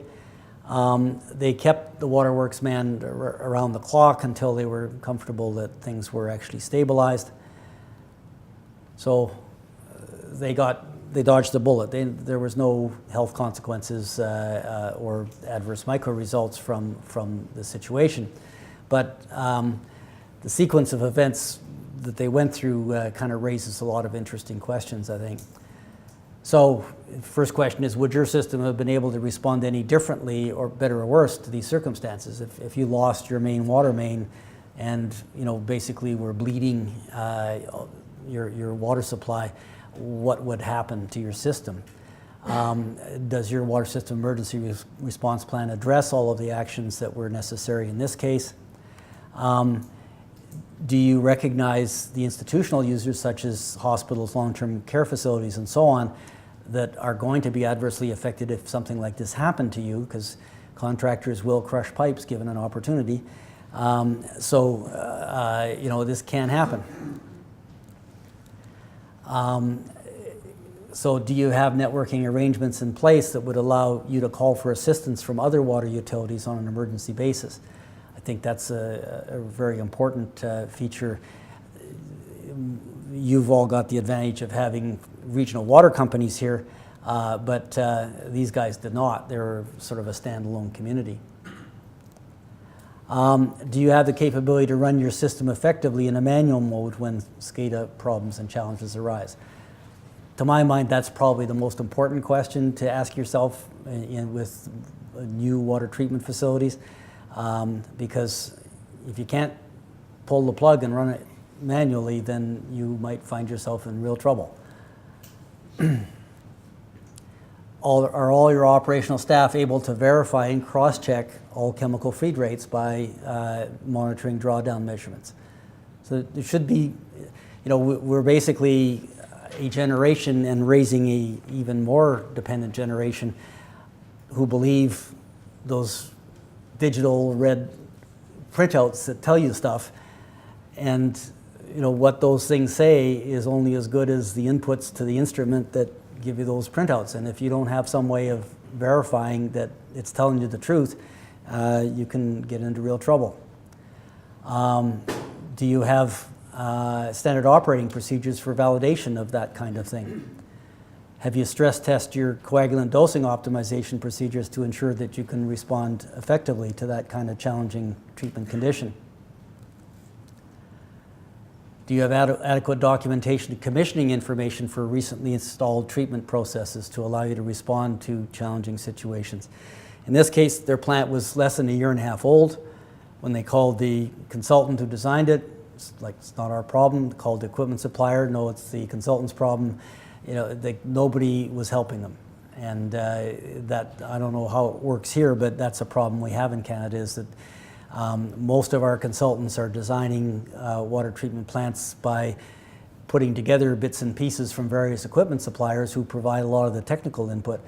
And there's not as much oversight as might be needed in terms of assuring that the whole thing's going to work. Given the benefit of hindsight, for overall perspective of this case study, would you have handled any aspect of this scenario differently yourself? In terms of lessons, when something serious happens, things start to go bad quickly, and this means you're going to need major commitments of time and energy from your key staff. And you've got to sort of picture how long can you operate in that mode before things crater. When an incident is unfolding in a negative manner, you need to have an accessible and accurate checklist of all the regulatory and customer service obligations that you need to look after. Public health agencies are not likely to be familiar with all of the water quality implications of a major incident like this, at least not in Canada. It's partly because their mandate, water quality is a pretty small piece of the pie. They're more into substance abuse, immunization, communicable disease control, obesity, blah, blah, blah.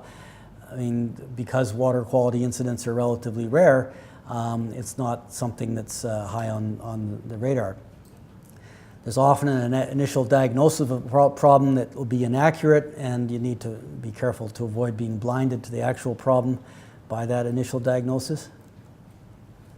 When a serious incident is developing, you need to be able to engage your staff and your leadership to be ready for extraordinary commitments of time and energy. The operational staff must be able to validate all the dosage calculations and actual dosage delivery, regardless of what the instrumentation may tell them. Despite the enormous benefits of computerized control of processes in operation, you need to question whether the logic that's built into the SCADA is appropriate to the kinds of circumstances you might experience. You and your staff need to have the knowledge and capability to manually override these automated systems when problems arise. Nokia Finland, anybody ever heard of Nokia? Nokia became famous in the water world in November 2007 through to February 2008, so not that long ago. Nokia, a community of about 32,000 people. It's on the Nokia River. It's amidst a number of lakes in southwestern Finland, about 15 kilometers west of Tampere, which is the major city in the area. Nokia is home to a rubber company, actually. They started in the tire and footwear factory business, also a pulp and paper mill. This was all established in the 1870s. The Nokia you've probably heard of in terms of the cell phone company is a subsidiary of this corporation, but none of that phone business is actually in Nokia. So Nokia was served by the Matiello Waterworks. It supplied about 5,500 cubic meters a day, 6,000 connections, supplied about 90% of the properties in the area. It was founded in 1953, treats about 1/3 groundwater, 1/3 artificial recharge, and 1/3 bank filtration from a local lake. The raw water was pH adjusted, sodium hydroxide, and then tower aeration, chlorination to oxidize, precipitate iron and manganese, followed by sand filtration. So on Wednesday, November 28th, the maintenance was being performed on the control systems at the Matiello Waterworks. Maintenance personnel were unable to restart the plant, leaving them unable to operate the plant automatically as they were used to. So this is kind of a logical follow-on to what I've just said about any town.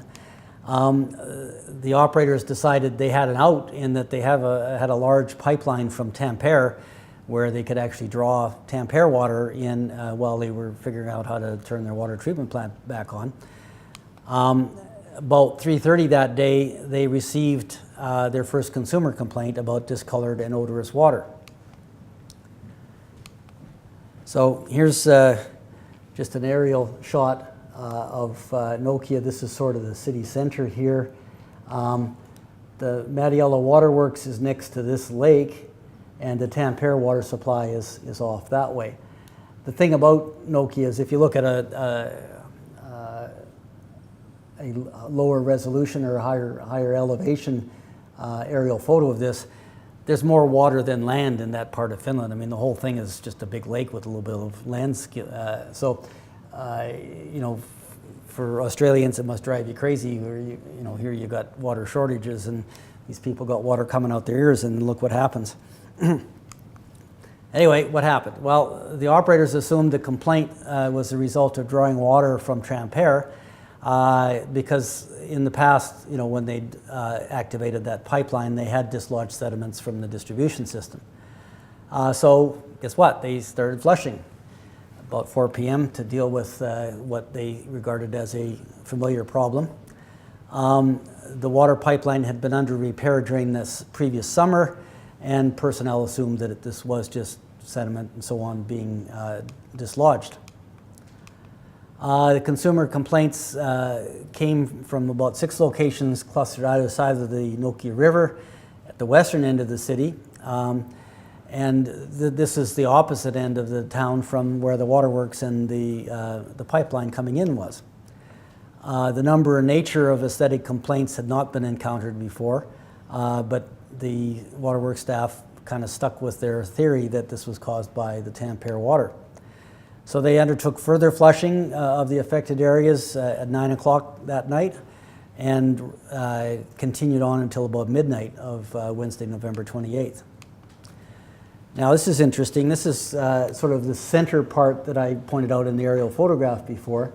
The waterworks is off over here, and the Tampere water supply is even further off over there.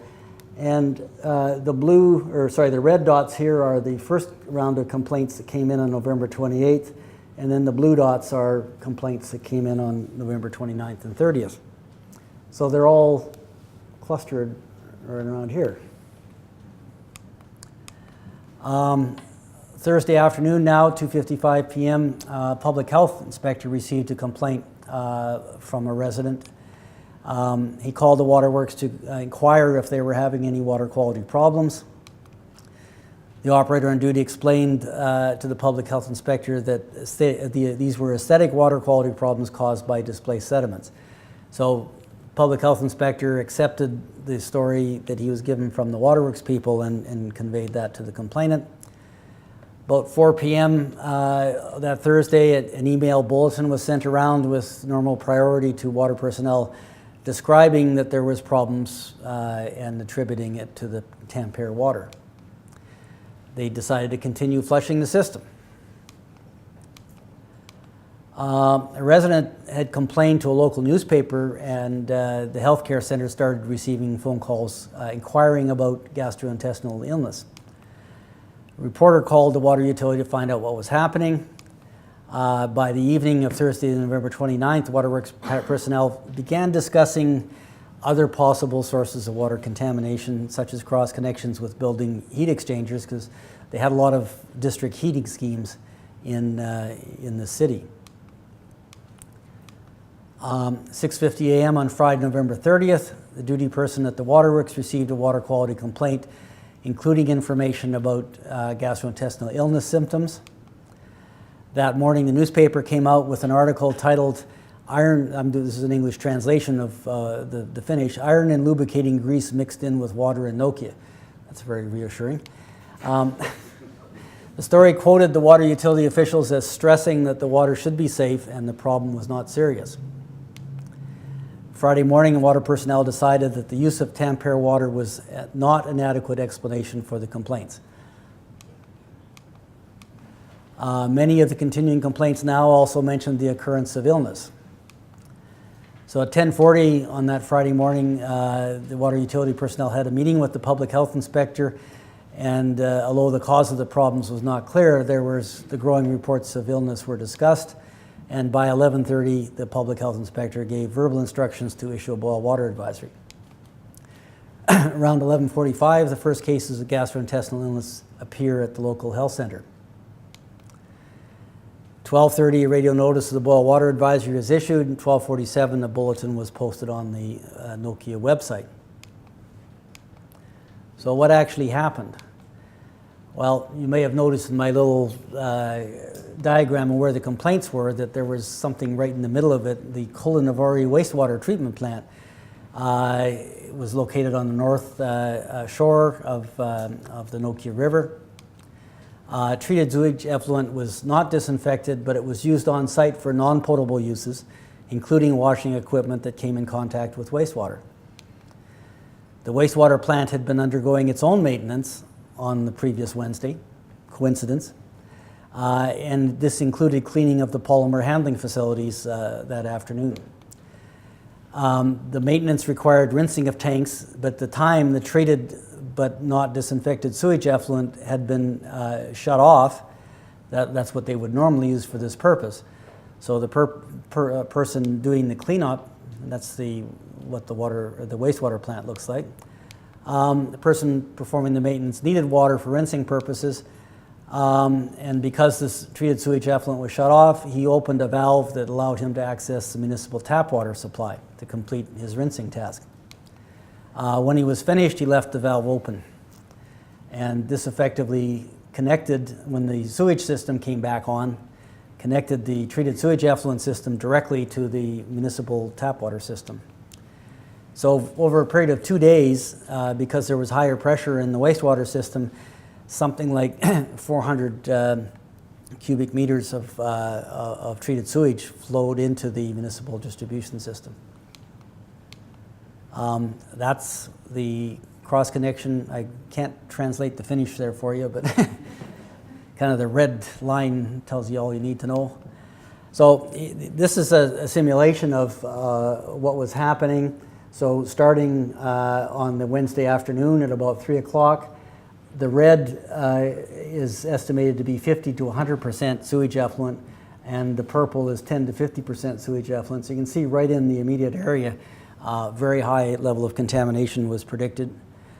Sorry, the picture kind of degrades here, but the colors are still visible. You can see that by that evening, the affected area has spread. By the next morning, or this is actually by noon, November 29th, you're into these green areas spreading out much further. And then This was 6 o'clock on the Thursday. Quite a large area that's been affected, between 10 and 100% sewage effluent, and then a fairly large area that's gotten substantial contamination.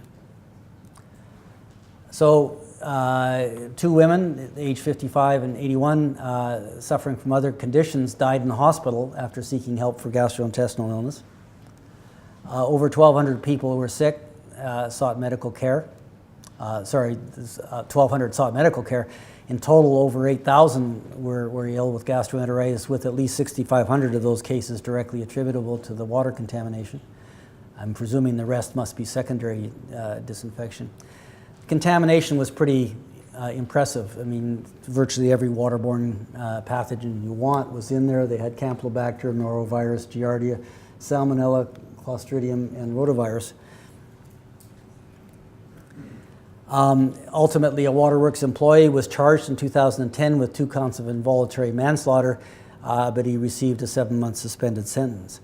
Now, it wasn't clear from the stuff I was looking at whether that employee was the one who actually opened the valve and forgot to close it.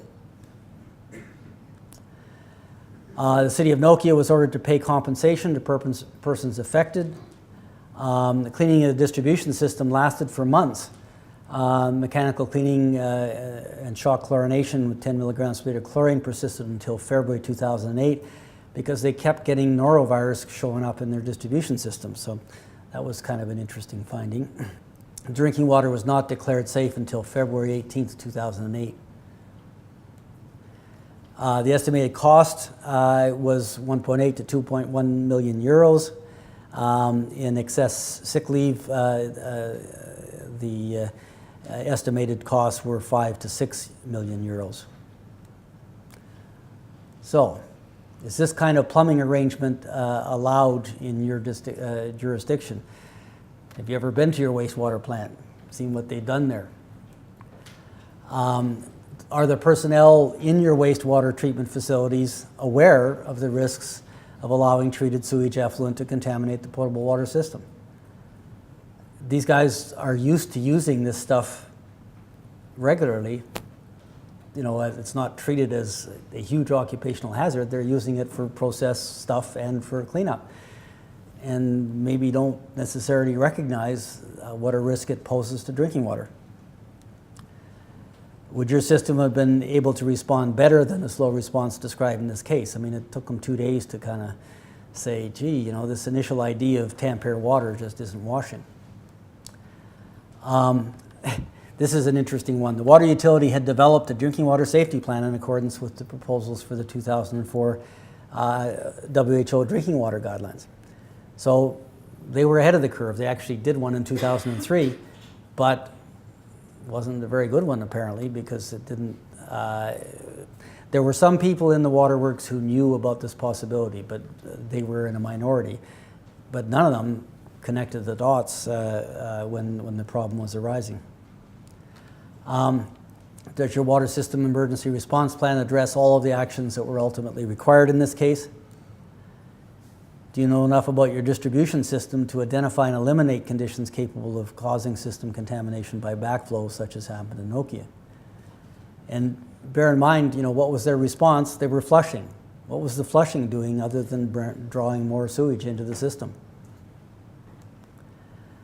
How else could this contamination episode have been prevented? Do you have routine cross-connection prevention program, a historical review in place for your distribution system?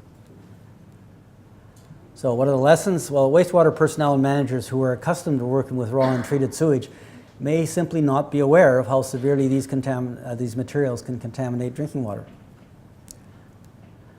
They must immediately notify potable water personnel if any spills or other incidents with any potential to contaminate potable water occur. Consumers can, again, as happened in Freuke, for some time tolerate microbial contamination sufficient to cause illness without launching complaints. And it's amazing to me that how few dots there were on that diagram, considering how contaminated the water supply was. Generally, most consumers cannot be expected to complain about water quality, same argument as I made previously. Responses to a contamination episode, even if very rapid and apparently sound, are usually too late to prevent illness. Now, in this case, they weren't very rapid, but it's probably true that even if they'd recognized it within a matter of hours, they would have had some illness. The reason I say that is that they finally declared their water safe in February 2008. Well, at that time, a community called Adelswil, which is a suburb of Zurich, it's in the canton of Zurich, had exactly the same thing happen. Cross connection in the wastewater plant into the potable water system. They figured it out within 2 hours, and they still had 200 people ill. Use of distribution system flushing in this case likely drew larger quantities of treated sewage effluent into the treated system. So you really need to know what you're doing with flushing. Be careful. That shouldn't just be your response if you don't know what's going on. System changes over time. Changes in plumbing can lead to unintended consequences. Coincidental conditions can occur that can mask the true cause of a contamination episode. And it was just coincidence that both plants were undergoing maintenance that day, and that caused the water guys to connect to the Tampere system, which they then blamed for the contamination.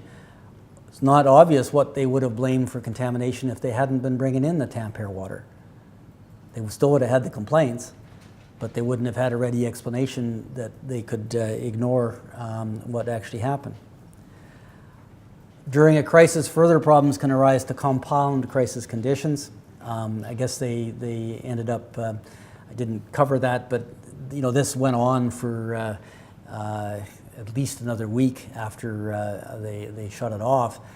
As the crisis percolated through the community, they had to call in the army to help with water distribution because the municipal staff just couldn't cope. Having a drinking water safety plan is not a guarantee against failure. A drinking water safety plan will only be as good as it is comprehensive in identifying and managing plausible contamination risks. So for a drinking water safety plan to have missed something this big is sort of a classic illustration of they've got to be better than that, or they're not going to get the job done. This one is from a community just north of Glasgow. It's actually Burncrooks 1, because Burncrooks, after having this incident in 1997, I think it was, has had a more recent incident in 2011. I'll comment on that when we're done here. So this is their water reservoir. The waterworks is about 1 kilometer below their reservoir, which is about 7 kilometers northwest of community of Milngavie, which is near Glasgow. The plant opened in 1961, expanded in 1978, provides coagulation, sedimentation, rapid gravity filtration, and chlorination. The plant was fully SCADA controlled. It was operated at that time by West of Scotland Water. It's now Scottish Water, I believe, is the operator, but that was a separate company at that time. The plant had a normal output capacity, about 23.5 megaliters a day. And they typically had a staff of 3 operators, we'll call them ABC. C was the senior operator, who, fortunately for him, was on sick leave at the time and doesn't play any role in this, what happened. So here's an overview. There's the Burncrooks reservoir. There's the water treatment plant. And again, like Camelford, it's sort of out on its own.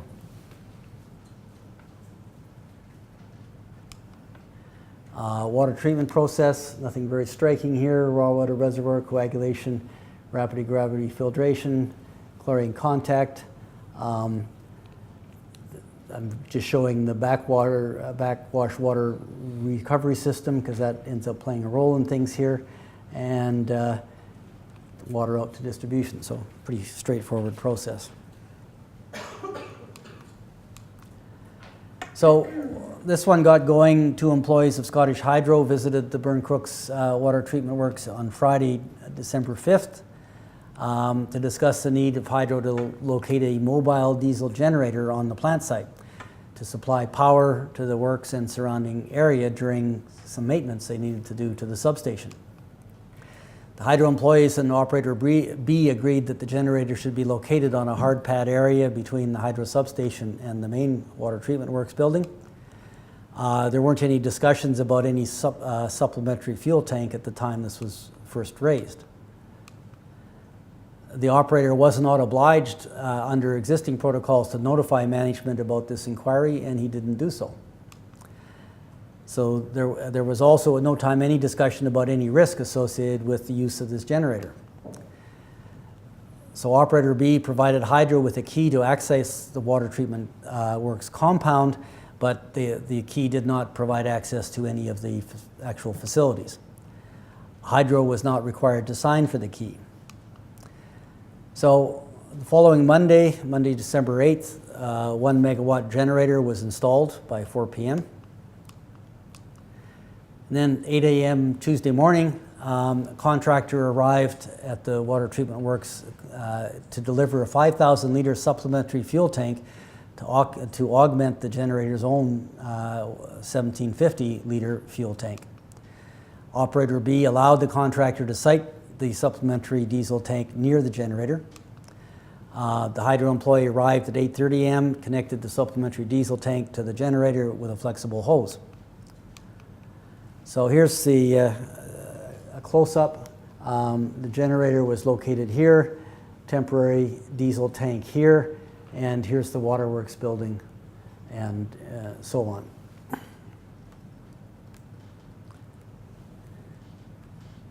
So the generator was started at about 10:45. The hydro employee then set up and started the automatic system for transferring fuel from the supplementary fuel tank to the generator. He then went to his van in the car park across the road at about 2:30 to make some phone calls for about 10 minutes. When he returned, there was alarm sounding and flashing to indicate the fuel tank in the generator had overfilled. So diesel was flowing out of the generator and was spilling on the hard pad area and flowing to drains. The hydro employee switched off the fuel pump, closed the valve on the auxiliary fuel tank, and deployed drain covers and absorbent materials. He estimated that 200 liters of diesel fuel had spilled. He called his supervisor and then notified the Scottish Environmental Protection Agency and contacted a cleanup contractor. Hydro employee notified operator A, according to him, within half an hour. According to operator A, it was 1.5 hours. So this is an example of the kind of discrepancies you get after the fact in people's recollection of what really happened. The Scottish Environmental Protection Agency inspector arrived at about 4:15 p.m. After having been notified by Hydro about a 50-liter spill. Recall the original estimate was 200 liters, so it seems to have shrunk a bit. The operator did not know where the fuel would drain, but told the Scottish Environmental Protection Agency inspector it would likely drain to a holding tank or to a small stream flowing past the water treatment works. You've got to remember now this is early December in Scotland, which is pretty far north, so it's already getting dark. So they inspected the outlet to the small stream by flashlight and saw no signs of diesel. The inspector was satisfied that the small creek was not at risk. So here's the water treatment works. As far as I can determine, this must be the small creek. Haven't been to this site yet. I do intend to go there and have a look sometime. But this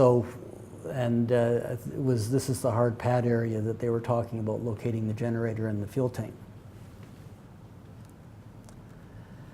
So operator A thought this was Hydro's problem, so he did not report the incident to a supervisor. Is that making anybody uneasy? Both the Scottish Environmental Protection Agency inspector and operator A left with only the Hydro employee remaining at the site. Cleanup contractor arrived at 6 p.m. and with the Hydro employee checked the accessible manholes and tanks nearby stream in the dark by flashlight and found no signs of diesel. Contractor opened an unlocked door at the water treatment plant and triggered an intruder alarm, but the SCADA system wasn't configured to record this alarm.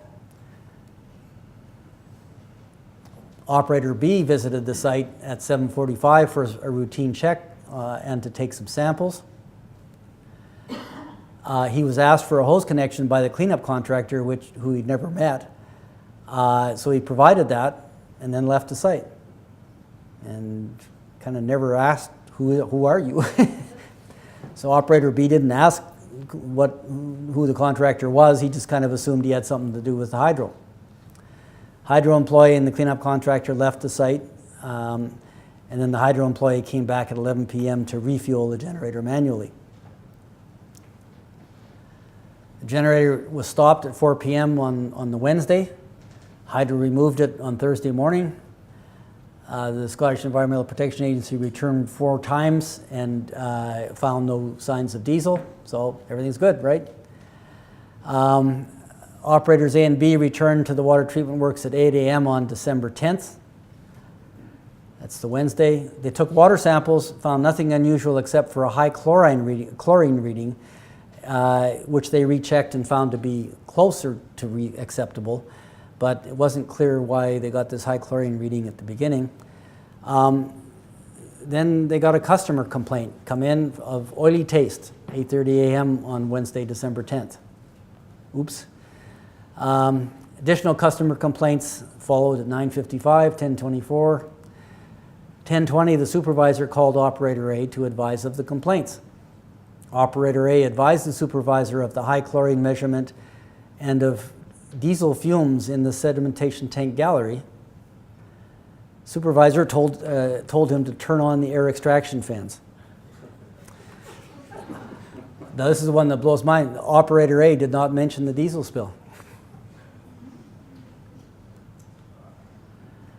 During the morning, the hydro employee discussed the diesel fumes with Operator A, but advised he couldn't see no way the diesel fumes from the generator could have entered the sedimentation gallery. So the theory had been put to the hydro generator, the hydro employee, that it was diesel coming from the generator that had caused fumes inside the building, and he rightfully said, nah, that couldn't happen.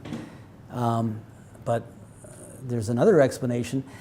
So at 10:30, Operator A inspected the plant and found nothing unusual except for an oil film on the water in the filters. Now, the only thing he can sort of say in this person's defense is with this peaty water that they're dealing with in these areas, you can get kind of a natural sheen on the water that looks like oil that isn't. And maybe he was fooled.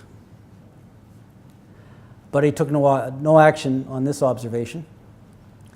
So 2 inspectors from West of Scotland Water Glasgow District came to the waterworks at 11 a.m. They did not know about and were not advised about the diesel spill.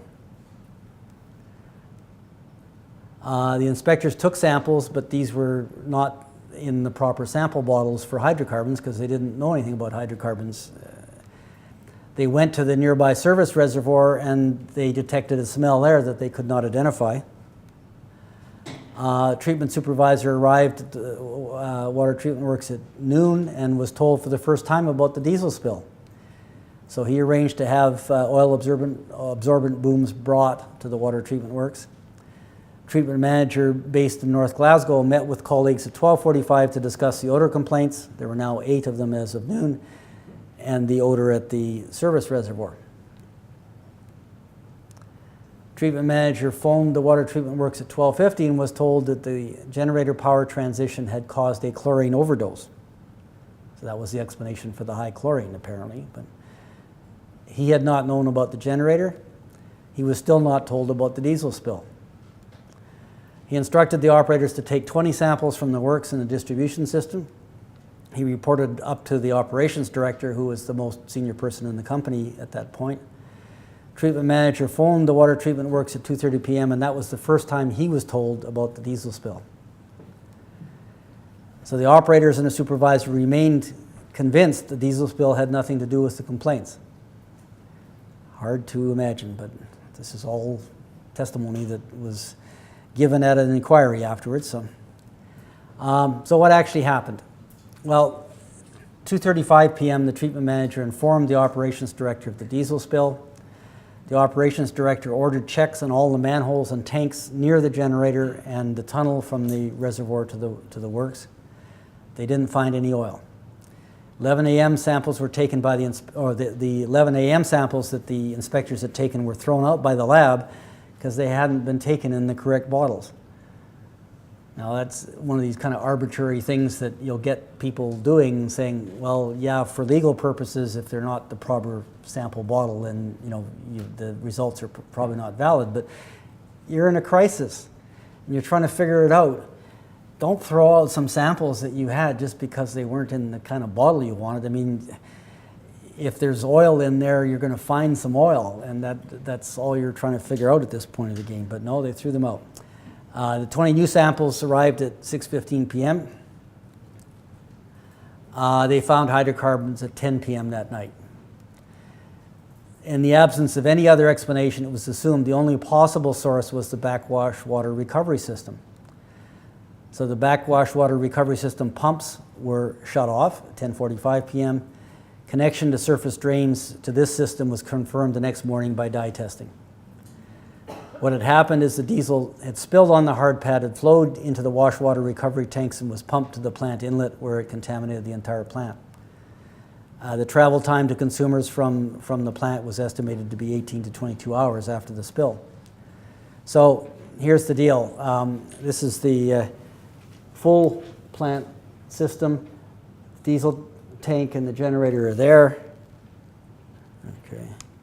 So the oil spilled into the drain, from there into the backwash water tanks, and from there back into the treatment plant. And once it's in there, you're really stuffed. Original estimate placed the diesel volume between 50 and 200 liters. Ultimately, Scottish Hydro estimated that up to 80 liters of diesel was not recovered and would have been available to contaminate the water supply. 5 mils of diesel fuel is capable of causing detectable odor in about 75,000 liters of water. So 80 liters of diesel could contaminate as much as 6,600 megaliters of water to exceed the operative standard at that time, which was 10 micrograms per liter for hydrocarbons in water. So, I mean, the amount they spilled was horrendous for the circumstances. Between December 10th and 17th, the water contamination affected 60,000 consumers. The water was unfit for any domestic purpose beyond toilet flushing. Residents had to carry water for other household uses. Emergency supply tankers were located throughout the community. About 2,000 special needs customers had to be provided with 5,500 water deliveries. 23 primary, 6 secondary schools were closed, affecting 10,700 students. About 60 businesses closed or restricted their operations during this contamination episode. So here's just what the complaint profile looked like. Started off slowly, but by the time it got out in the distribution system widely, the comment here is that between 5 and 6 p.m. the calls were coming in so fast that they really lost count. So that's probably not the true maximum there. So they called a formal inquiry into the incident. The inquiry commissioner concluded that despite enormous disruption caused, there was no significant injury or illness caused by the contamination. The chairman of West of Scotland Water resigned. The commissioner commented that Mr. Demonson told me he recognizes West of Scotland Water seriously let down its customers. To his great credit, he believes as the head of the organization, he is ultimately responsible for its actions. Somehow I got to feel that wouldn't happen quite so readily in today's world. Somehow CEOs and so on don't see themselves as directly connected to what happens beneath them. Maybe I'm wrong, but... Okay, so what questions does this raise? Do all of your staff appreciate how little hydrocarbon contamination it takes to make drinking water unfit for any domestic use beyond toilet flushing? Are all of your personnel adequately aware of the sources of such potent contamination of your water supply? I mean, diesel fuel is everywhere. Does your plant have any hidden plumbing drainage flaws that could contaminate your treatment process? Diesel generators, diesel storages are often located on or near the top of treated water, treated or raw water reservoirs. Would you notice a spill out of the primary diesel containment? In the event of a spill, where would the diesel end up in your system? Do you know? Do you have policies and protocols in place to avoid other utilities, power or gas, or agencies, government or contractors, to cause on-site contamination problems at your facilities? Just because it's a responsible agency doesn't mean that they're focused on the same things you are. Would your system have been able to avoid the confusion that allowed this incident to happen and to avoid detection for as long as it did at Burn Crooks? This seems like kind of a poster story of miscommunication, and I suppose it is, but it happened. Are reporting responsibilities in your organization clear enough to avoid allowing the problematic non-reporting that occurred at Burn Crooks? Does your water system emergency response plan address all the actions that were required? Do you regularly review and test your ERP?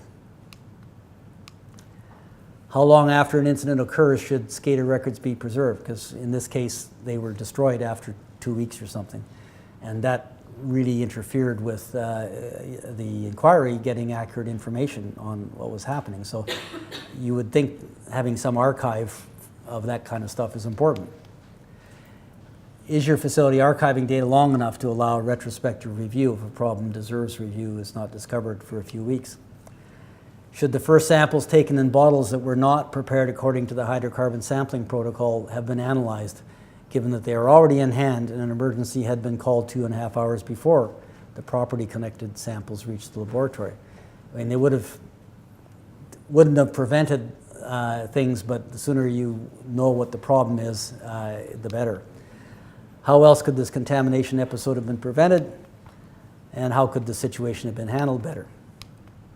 In terms of lessons, any sudden cluster of customer complaints needs to trigger serious attention by all parties. Water personnel need to appreciate how little pure contaminant like diesel fuel it takes to cause serious contamination of huge quantities of water. Contamination capability of some common materials makes effective secondary containment critical. The routes by which a commonly used potent contaminant like diesel fuel can reach the water supply are not always obvious. I mean, it wasn't obvious in this case. The only explanation I can come up with for how this happened is part of the whole thinking that has to change about filter backwash water. Before crypto, filter backwash water was routinely recycled to the head end of the plant because it was just figured, well, it can't be really any worse than the raw water, right? And so that mindset probably looked at it and said, well, the surface runoff on our site can't be any worse than that raw water either. So that's how that happened, is that they had the site surface runoff running back into the backwash water recovery tank. The question is, why didn't the operator know that drain was the runoff to the backwash? He was new. That's part of the story. I mean, he hadn't been on that site very long, but they actually, I think there was some mention that we have in the case study that there was plans dating back to 1994 that showed that it was connected, but there really wasn't an operational reason for him to look at it. But that's part of this whole story, is that you need to get people beyond just running the plant. They got to be thinking about where can things cause grief. Okay, reviewing a major incident with serious adverse consequences. Different individuals involved in the incident will have different, often contradictory recollections of what happened. And I didn't have access to actual testimony in this case, but the two major case studies that we write up in the book, Walkerton and North Battleford, which is the last one I'm going to present for you, they actually had, I've got transcripts of the evidence at the inquiry, and so people are asked questions and have to answer under oath and so on. And you find out then that people will remember things very differently, and they're quite unlikely to remember themselves as being responsible for doing something wrong. When an incident's unfolding in a negative manner, it's human nature for any individual to want to avoid being blamed, particularly when an individual does not think he or she has done anything wrong. This reality may lead individuals to not openly state everything. Each individual has responsibility for particular things. In a situation where things are going wrong, it may be difficult to stand back and see the whole picture. that may explain unusual occurrences. The initial explanations of what's happening are often adopted uncritically. I think I've said that one before. The groupthink can mask what's really going on. Okay, so what can we conclude from all this, and some take-home messages? So just to summarize, I've alluded to the book a number of times. This is just a summary of all of the cases that we've included in the book. So I mentioned this suburb of Zurich, and they had the same problem as Nokia within weeks of when Nokia was over, and 180 cases of illness. Alamosa, Colorado was a high-quality groundwater system where got contaminated most likely by birds in a water storage, and ended up with 1 death and 1,300 cases of salmonellosis. It was a water supply that had a waiver from the state of Colorado that allowed them to distribute without chlorination. So they took high-quality groundwater, no treatment at all, and that's what they got. So you heard about Anytown, North America. Anytown, Australia is chlorination failure, so you'll have to have a look at our book to read about that one. Brisbane, of course, is the fluoride overdose that most of you have heard about. Burn Crooks, I told you about the diesel oil thing. Well, they had a second incident in 2011, and it was actually eerily reminiscent of Camelford. It was a problem in their alum dosing where they ended up resolubilizing a lot of soluble aluminum and ending up with very high aluminum levels out in the distribution system. And I've only got a couple of paragraphs on it in the book, but I thought it was kind of interesting that you'd have, after all the grief they had there in 1997, that they could have something else happen in 2011. Milwaukee is our first outbreak case study. We talked about Nokia today. Northampton is the case with the bunny that got into the activated carbon tank. 422 cases of cryptosporidiosis. North Battleford we just finished. Östersund, Sweden is really interesting. That's the most recent of the outbreaks. 27,000 cases of cryptosporidiosis.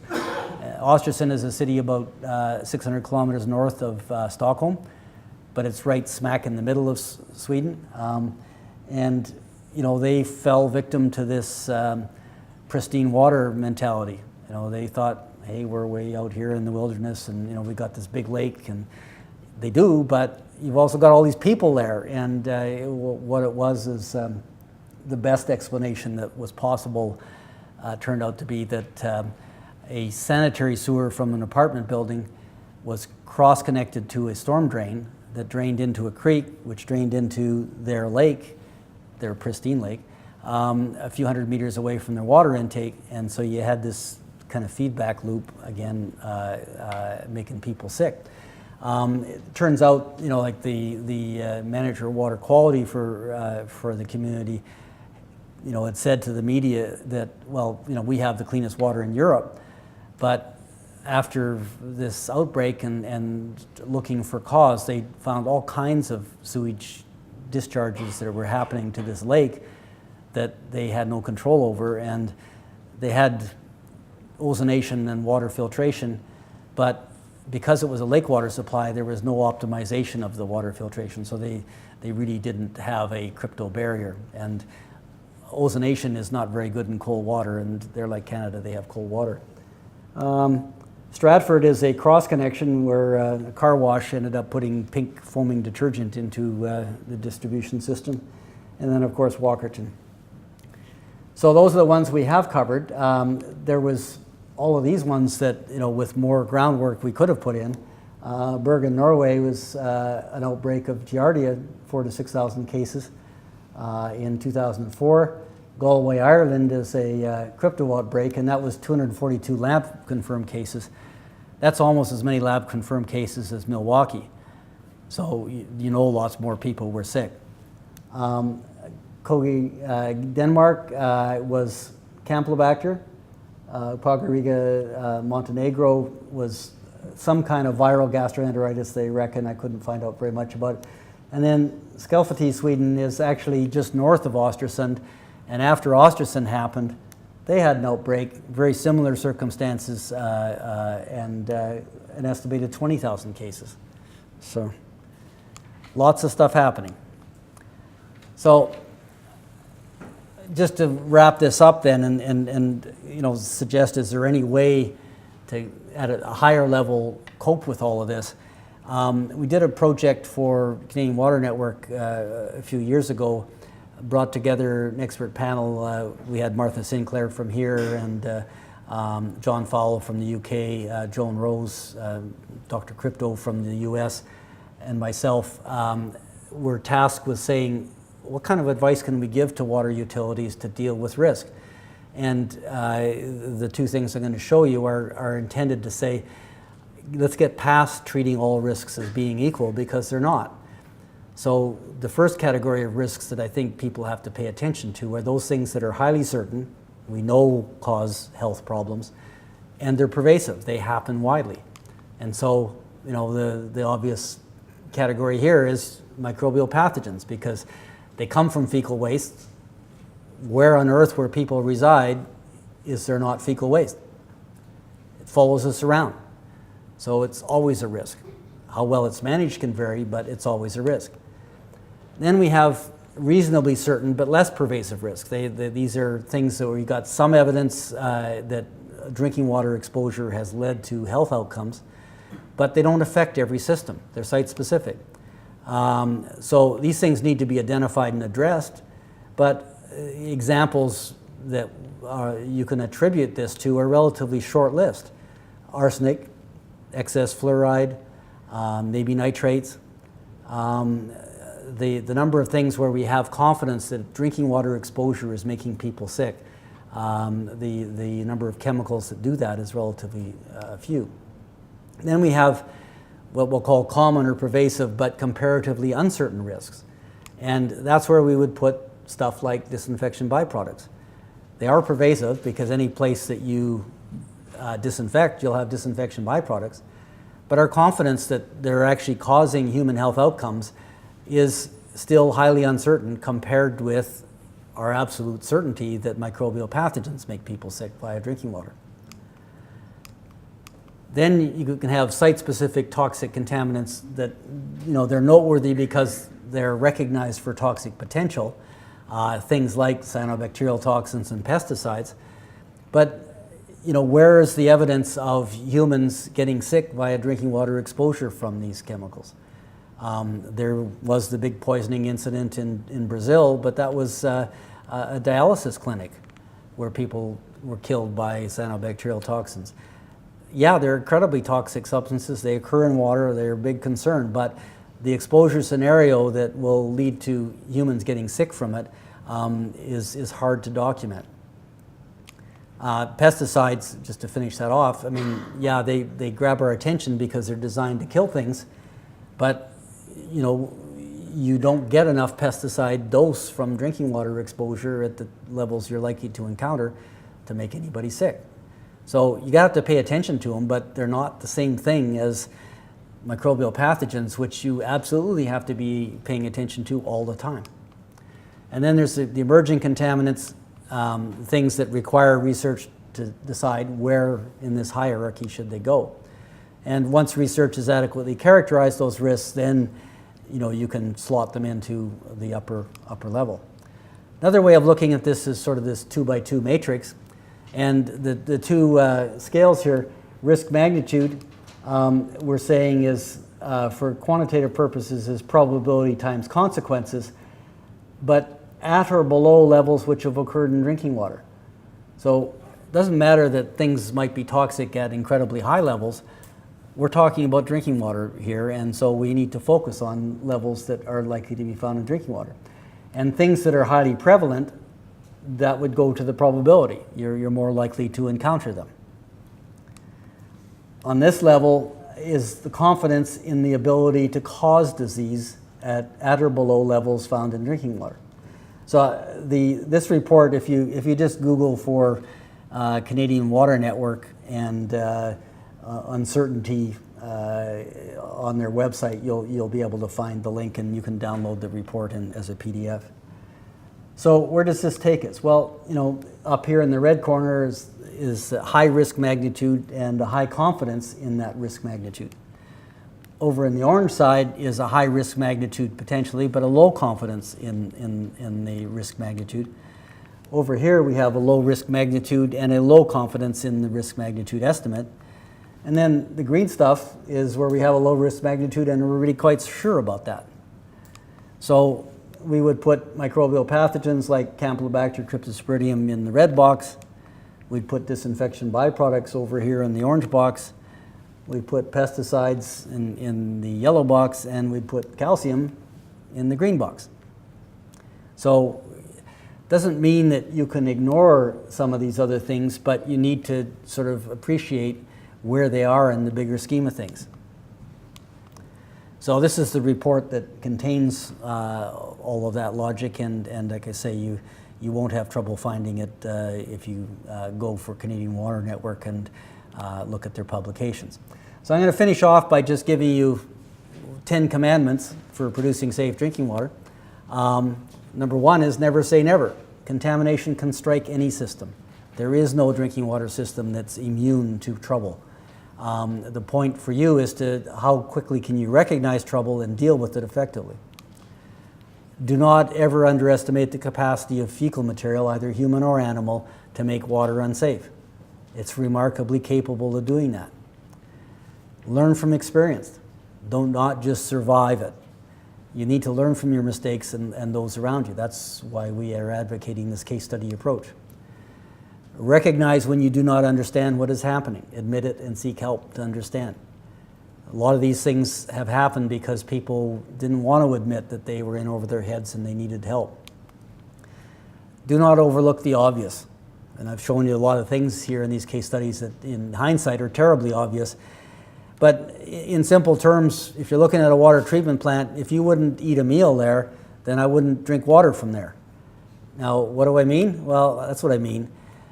This was an operating drinking water treatment plant, only 30-minute drive from Walkerton in Ontario. It was still operating 5 years after Walkerton happened. In fact, it didn't get shut down until 2007. And I mean, not only is it filthy, all the rust and dirt and everything else, this was their idea of sanitation. So, like, how could anybody calling themselves a drinking water regulator walk into a plant like that and say, oh, that's all right? I mean, I just don't get it. Okay, last 5. Treat water operations like defensive driving. Expect other people to make mistakes, because they will. They won't disappoint you. Make sure you understand why you must do regulated things. If you only do things because you're told to, you're on your way to complacency. I mean, that was the problem with the people in Walkerton. They only did the chlorine residual stuff and they ended up fudging it in the end because they didn't understand that it mattered. Maintain healthy skepticism about the first explanation of what's wrong, because chances are the first explanation may well be wrong. Do not let others, managers, politicians, pin the blame on you. You got to take responsibility yourself. If you know improvements are needed, document those needs and don't be quiet about it. Make sure that the people who are in a decision-making capacity are aware that something needs to be done. And finally, take pride in the public health responsibility you carry and maintain. It's a really important function, and society doesn't recognize it and benefit it as much as society should, but we need to change that. So, closing thoughts, more stringent water quality numbers do not assure safer drinking water, and no clearer proof of that than Walkerton. It wasn't the criteria that were inadequate, it was the operations. Vulnerability can exist for a long time before disaster. Well number 5 was commissioned 22 years before the disaster, and it was vulnerable the whole damn time. Focus on monitoring for multiple chemicals must not distract from the primary risk from pathogens. Regulation needs to focus on achieving competence at all levels. If it's going to assure safe drinking water, that's what it needs to achieve. And so the sales pitch, I don't need to sell you on it here because you've got your version, but everywhere else we're using this to promote drinking water safety plans as the sensible approach. Because ultimately, you know, it's aimed at what should you know about your plant that could go wrong. You need to know what could go wrong and fix it. So thank you, keep up the good work. And I'll just leave you with this thought. While we were working on the book last June, we ended up with a boil water advisory where I live in Canmore. We had epic floods in June, and it was a precautionary boil water advisory. It wasn't because of any screw up, but they just had trouble controlling turbidity because of the flood conditions.